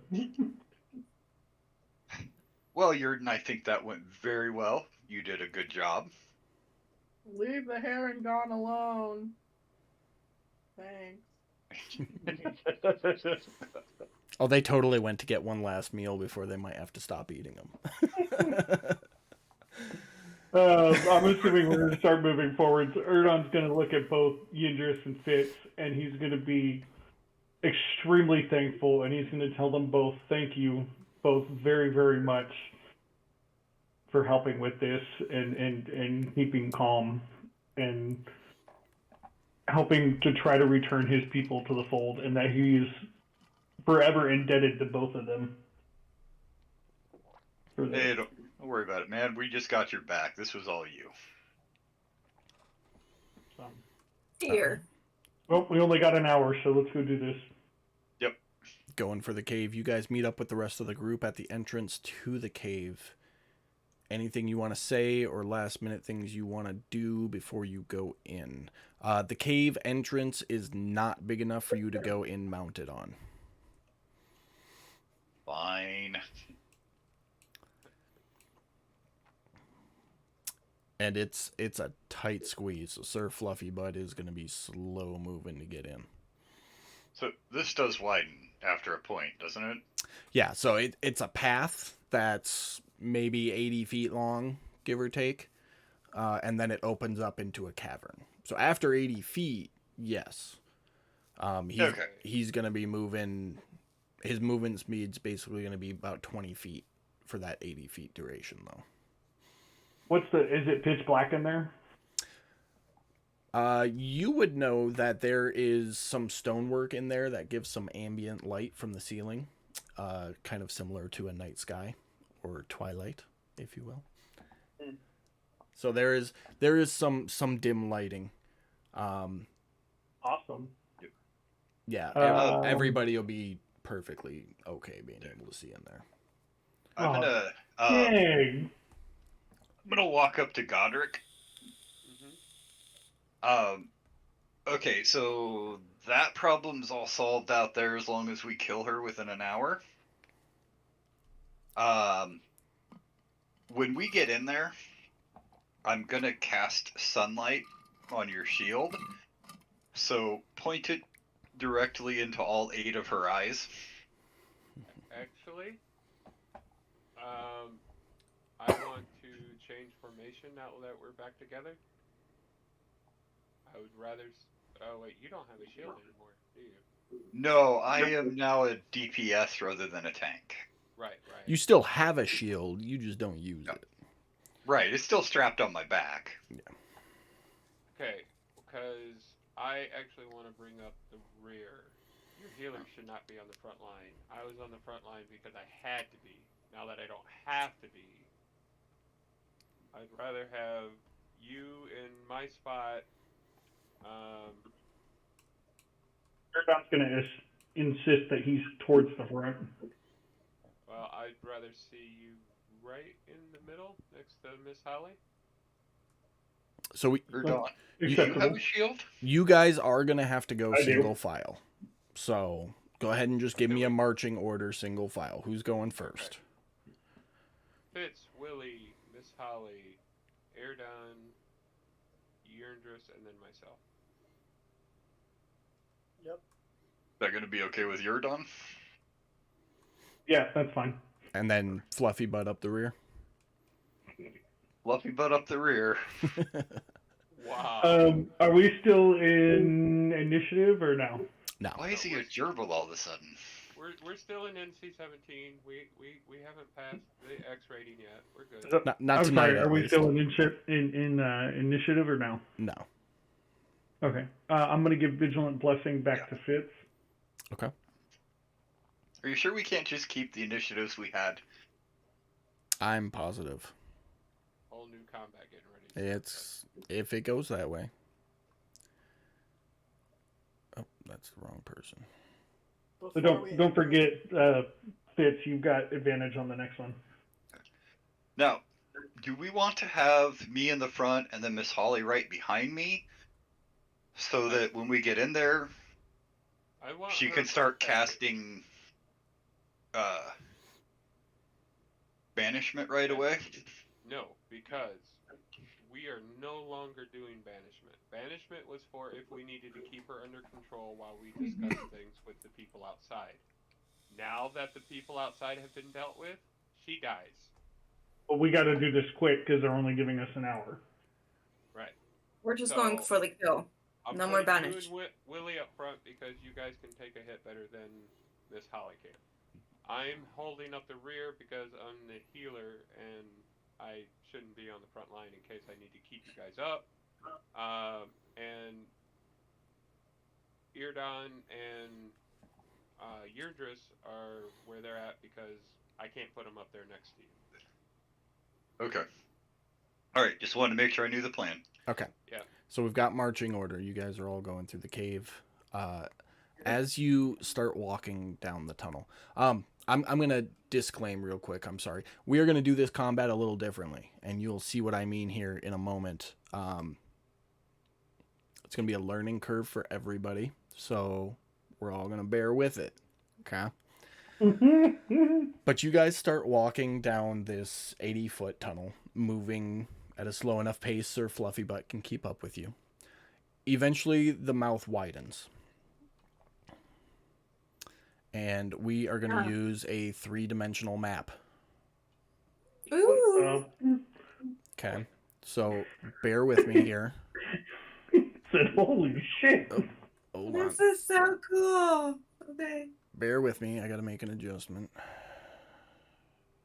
I feel like in an Indiana Jones movie. While y'all are doing that, I'm gonna say that Yindris, before we all climbed in the cave, he said, "Can we hurry up and get this shit over with? Y'all know I don't do well in tight spaces."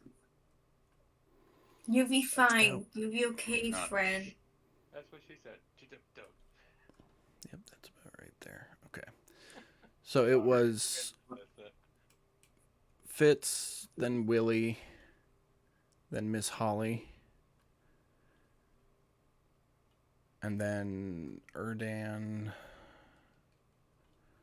Yeah. Yerndris, Hamish. The entry is going to be a little goofy because I couldn't find a good map, but just bear with it. And Sir Fluffy, but up the rear.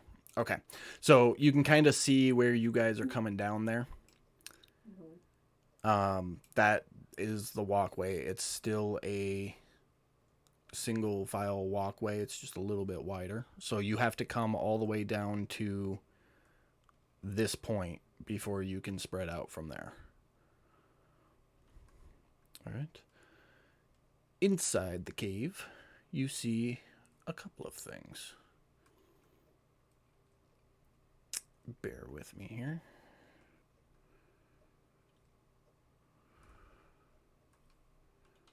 Death and more death. Very much so. Like I said, the cave is pretty well lit, so you can see everything. In the back corner, you can see not only the female, but another male were-spider. This one definitely looks different. She makes them. We figured that out in the last encounter with her.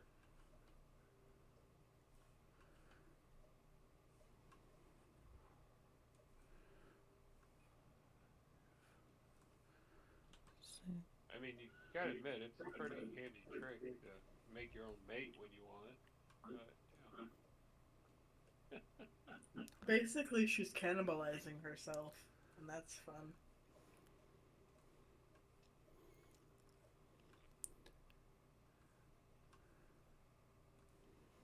Just setting it up. Give me 2 seconds here.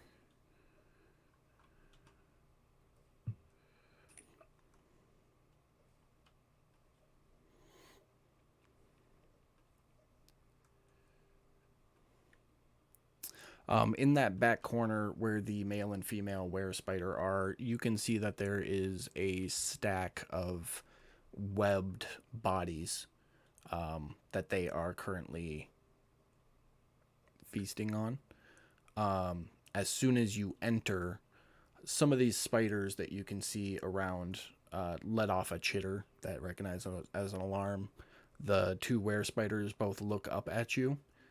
Go ahead and everybody roll me an initiative. I'm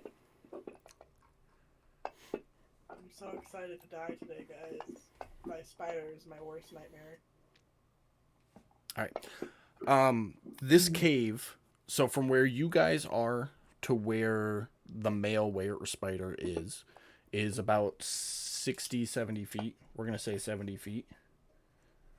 And it is a 30-foot tall cave, just for your dimensions. From front, so from where you are to the back of the cave, it's another 70 feet. So it's a 70 by 70 by 30 foot cave. The distance markers you use during combat for like measuring movement and spells and such are going to be void for this encounter because the map will not reflect that properly. So if you've got a range of 30 feet on a spell, we'll say fits, you could reach just shy of halfway across the cave. So roughly 100 feet on the marker there. would be 30 feet. Yep. So we're talking about some CQB tactics here. We're talking it's going to be judgment calls, and I'm going to have to make those calls on the fly. But Fair. if you're running a marker ruler, like I know you like to ahead of time, Mike, we're going to call 100 feet, 30 feet. You know, unless there's an elevation change, then I'm going to have to make a judgment call on it. But you said it's 30 feet up from the base? Yep, so floor to ceiling is 30 feet. And then from okay. from where you guys are to where the male were-spider is right now is 70 feet. And from this very back wall here to where we would be standing had we taken this picture is another 70 feet. Like all I needed to know was that was 30 feet from the floor to the ceiling, and that was 30 feet away, and you already know what's in my mind. I don't know, man. I got like 100 things going through my mind right now, so.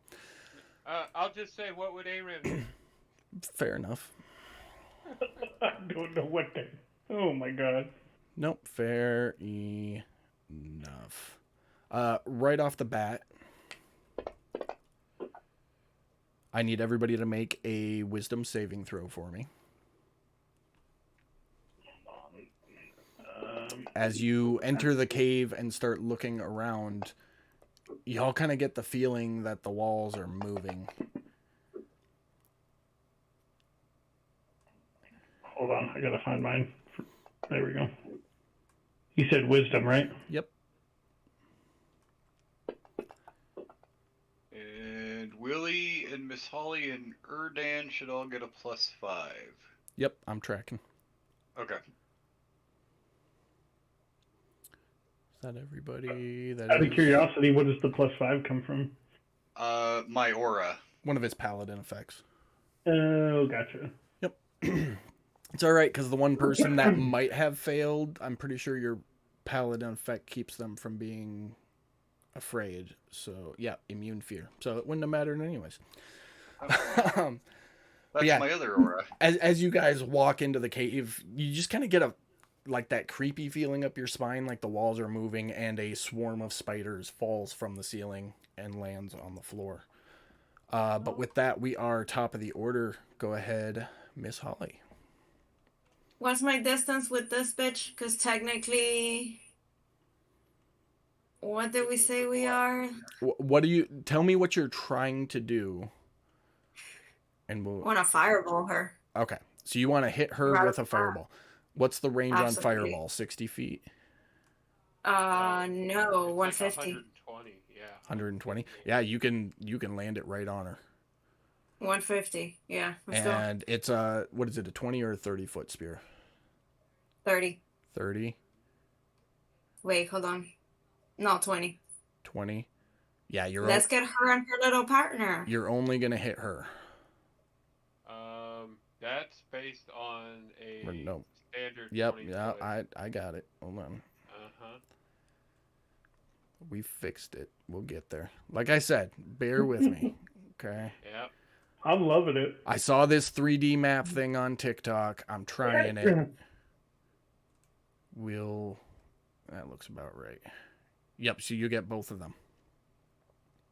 Beautiful. Why doesn't it let me target them?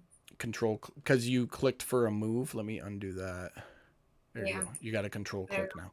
I'm going to leave this circle down here. That is going to be our fireball circle. So that's canon right now. That way it doesn't change. It will always be that size circle. Okay. Never, ever cast a fireball on just one thing. Ever. Fuck that. Blow that shit up. Uh-huh. I was going to say, nuke it. As much as you can with that bad boy. All right.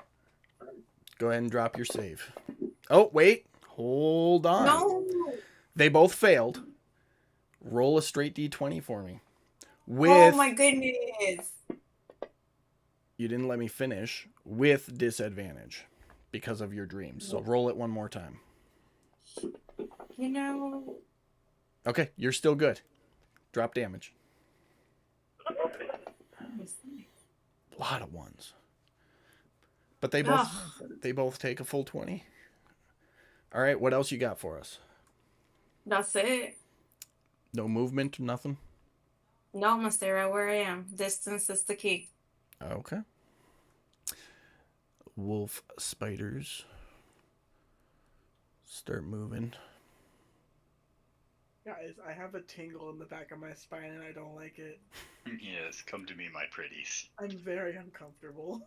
Burn that shit. Burn it before it lays eggs. I fucking hate spiders so much. The hardest part is figuring out which one's turn it is. I can't see shit on this map. Where's the other one? I Neither confirm nor deny that on a walking patrol in Afghanistan that I may have taken off running because a spider fell on me at one point. Yeah, no, that would have been me. Mm-mm. I neither confirm nor deny that. That needs to get moved. I got a friend that had a horrible story about camel spiders from Iraq when he was over there. Mm. Oh yeah, fuck those guys. I'll save that for later. Yup. And where is it at? Let's see. Another swarm of spiders is gonna pop out. Right there. Alright, we gotta kill those swarms. And with that, Fitz, it is your turn. Okay.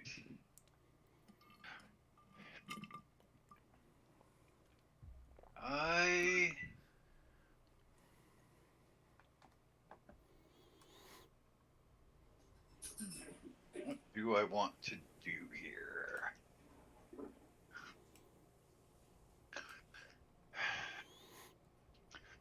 Okay. I would like...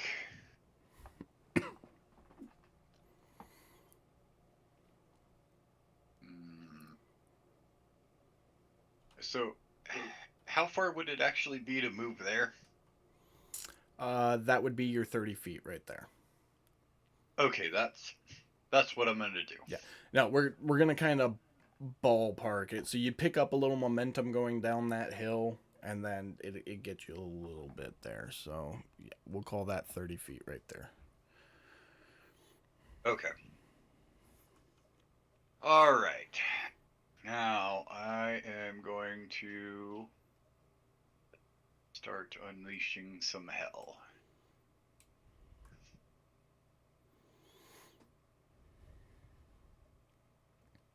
If I can get this to work. Okay, so first I'm going to target the phase spider.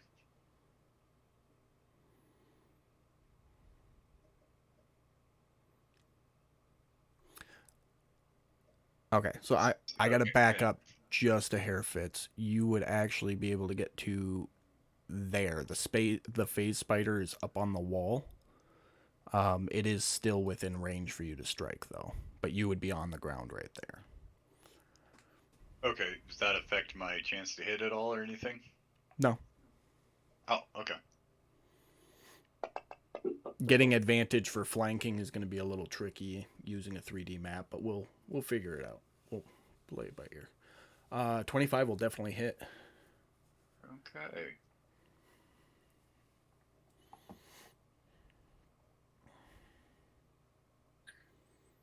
Why did that not...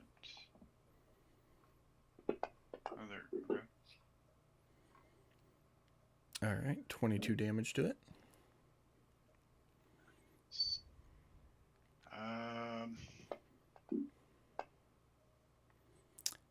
Dirty 20 will hit.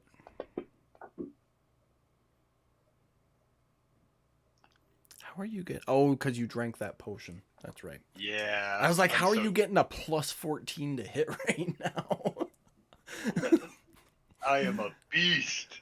Yeah, that does it. That you knock that phase spider clean off the wall. Yep. Knock that shit out. Now I'm giving the giant wolf spider a predatory grin as I wait my next turn. All right. Sir Fluffy Butt goes immediately after you. The only way he's going to be able to get down that hill is by taking everybody with him in an unpleasant way. All right. Well, he's not going to give everyone a ride then. Okay. That means, Willie, you are up. He'll just stay up the rear. You're muted, Eric. Okay. Well, that's...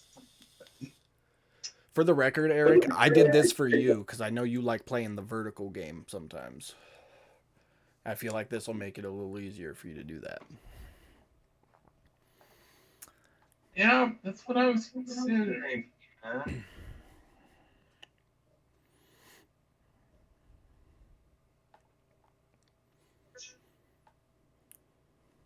We're going to go attack this swarm of spiders to start out. We'll work our way in. I'll use rage. Rage it out. It's my ability.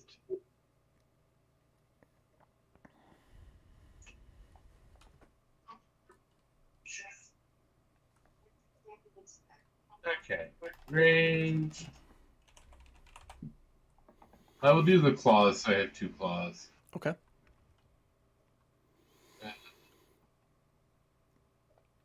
This is my first claw. That'll hit. Yeah.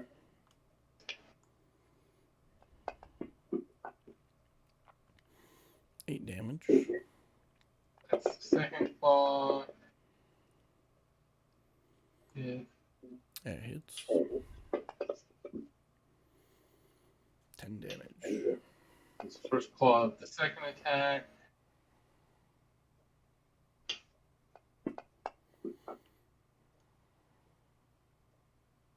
And the final claw. Hits. Literally not miss then. Okay. You guys see me just like walk into this swarm of spiders and I just start just like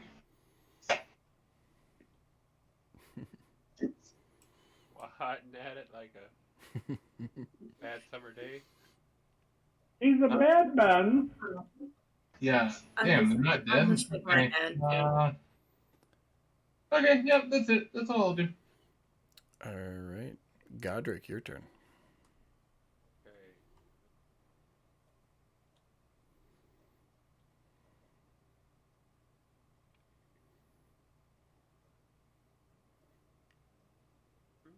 Oh, I'm sorry, real quick. Between Willie's turn and your turn, another swarm of spiders pops out on this ledge. It is, for reference sake, about 15 feet away from Miss Holly and Erdan. Okay. Then in that case, that solidifies what I was thinking about doing. Is moving here. Okay. That'll put you about 5 feet away from the swarm, Okay. and that's 20 feet of your movement. Yeah. Or did you want to take that other side step to get right up next to the swarm? Yeah, that's fine. Okay. So yeah, you'll be right up next to it then. Okay. The question I have though is calculating distance that you gave earlier. 165 feet, according to this, to the face spider. Yeah, so that'd be about 50 feet, roughly. That's what I was ballparking. It'd be within at least 60 feet. Oh yeah, definitely. Because it's 70 feet from you to the male were spider back there. Yep. So, Now, yeah. The next question I have is the face spider number 1, is that straight above face spider number 5? Not quite. If phase spider 1 was gonna fall, he'd fall like at the base of this pillar here. Okay. Because I'm trying to figure out, let me just put it to you this way. I'm trying to figure out if all of these spiders, form spider number 1, giant wolf spider 3, face spider 3, space spider 1, space spider 5, are within a 10-foot radius, 40-foot high cylinder. Yeah, they are. Conveniently. Uh-huh. That's what I was kind of thinking. Because I would like to cast Flame Strike. Okay. Which is a 10-foot radius, 40-foot high cylinder centered on a point within range, which is a 60-foot range. Fucking send it, bro. Burn it before it lays eggs. That's right.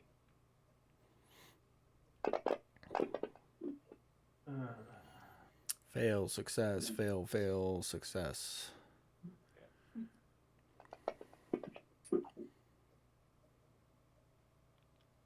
Looks like you took out one of the wolf spiders. But you See laid reds some... and yellows on the light, so I'm happy with that. Yeah. And let's see, that's movement, that's action. And, Golly, there's so many freaking spiders in here. I hate it. uh-huh. It's a cool word. You said the magic word, Brad. All right, what else you got for us, Mike? I am double checking my.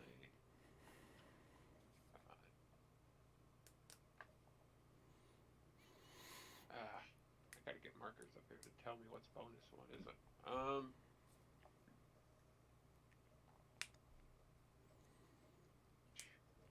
Checking to see if I have a bonus action that would help in any way, shape, or form, but you know what? I'm just gonna stop there and say I'm done. All right. Running through the phase spiders. This one's going to start working its way down the pillar. This one's going to start working over this way. I can hear them crawling and I don't like it. Yeah, you hear the... I can't. as they start skittering. That is it for the phase spiders. Erdan, you are up. All right. Let's see here. Let me make sure this one thing is not a... whatchamacallit. Oh, where'd it go? Your channel divinities are those aren't they're not concentration spells, right? Nope. Those are One-time use actions. channeling your divine energy into an ability, basically. Yep. Okay. But it does take an action to do that, right? Yes. Depends on the channel It'll divinity. it'll say it. Both of yours take an action. Yeah, I was going to say this one says it's going to take an action. Okay. Let's see here.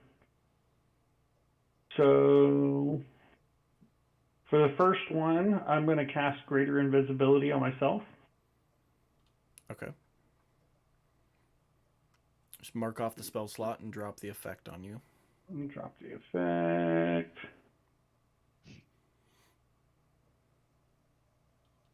Okay. Oh, point of order. I just noticed everybody has bless on themselves still. Did you recast that, Godric, before you went in? I did not. Okay, so those need to come off. I will take care of that. Well, mine was from Yurdik. Yeah. Your dick. Your dick. So Erdan, did you recast bless Erded, yeah. before you went in the cave? I did not. Okay. But I'm happy to burn a slot if you want to give it to us. Nope, you already said you did not, so that is that. Okay. All right. So I can move, correct? You are invisible. You can move. And what's the light? The lighting in here is dim light, right? It's dim, but it's dim everywhere. So the only person who would have any difficulty in any circumstance seeing would be Yurndris, because she's the only one without dark vision. But even then, there's enough ambient light. She won't have any disadvantage or anything with attacks. Gotcha. The only reason I'm asking is because depending on the lighting situation, it affects the steps of the brave. That's why I was asking. Okay, hold on. If you were in dim light or darkness, you can use a bonus action to magically give yourself a flying speed equal to your walking speed until the end of your next turn. Give me a second here. It probably looks more...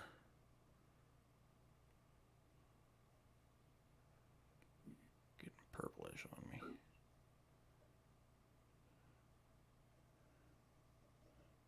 Probably looks like that in here.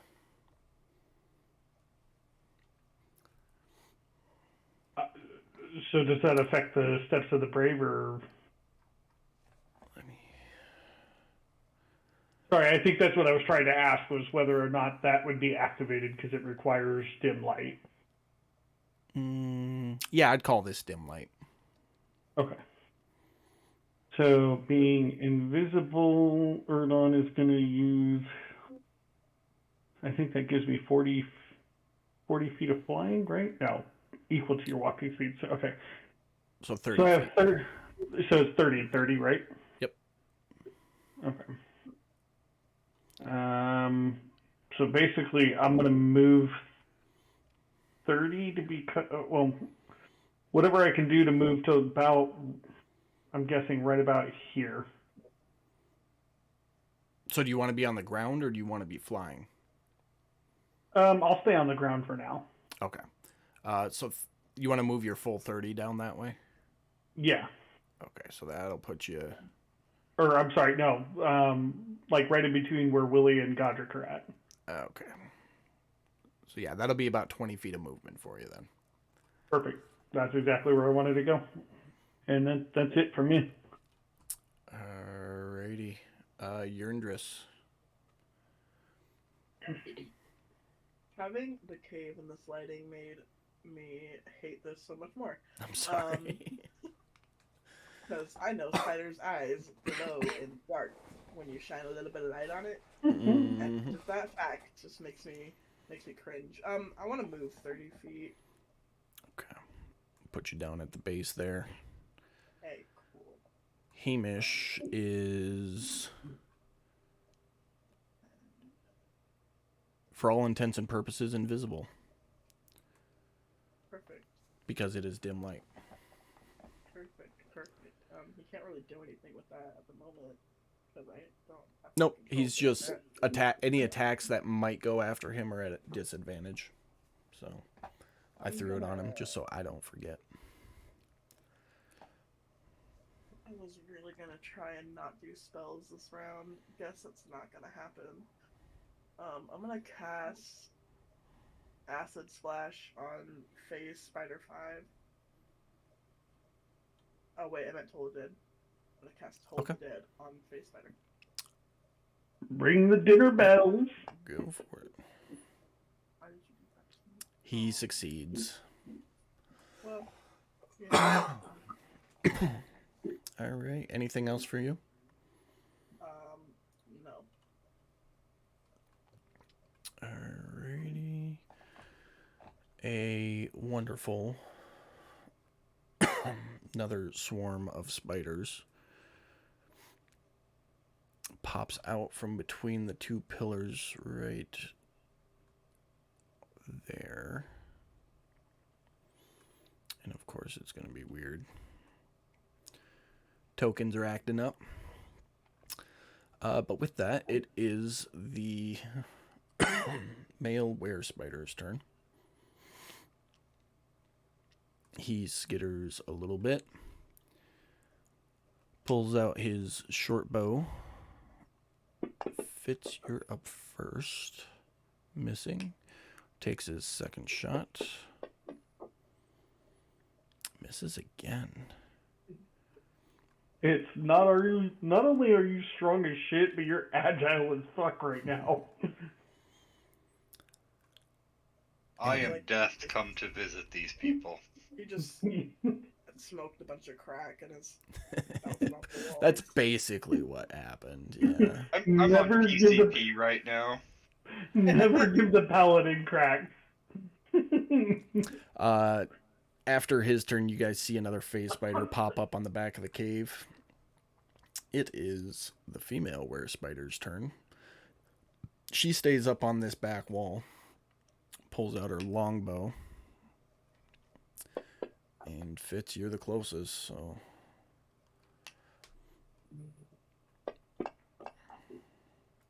Bam. You know, my first roll tonight was a nat 20, and I knew it was going to fuck me for the rest of the session. That's what happened to me. It is now the swarm's turns. They don't move very fast, thankfully for you guys. This one's right next to Willie, though.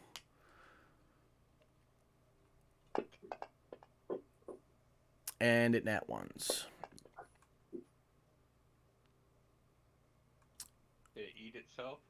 So it's not going to do anything. It was going to move to swarm you, but it just kind of like, it's so distraught from the random slashes that it doesn't do anything. This one, right next to Godric, swings and misses, but does move to cover you, so you are swarmed.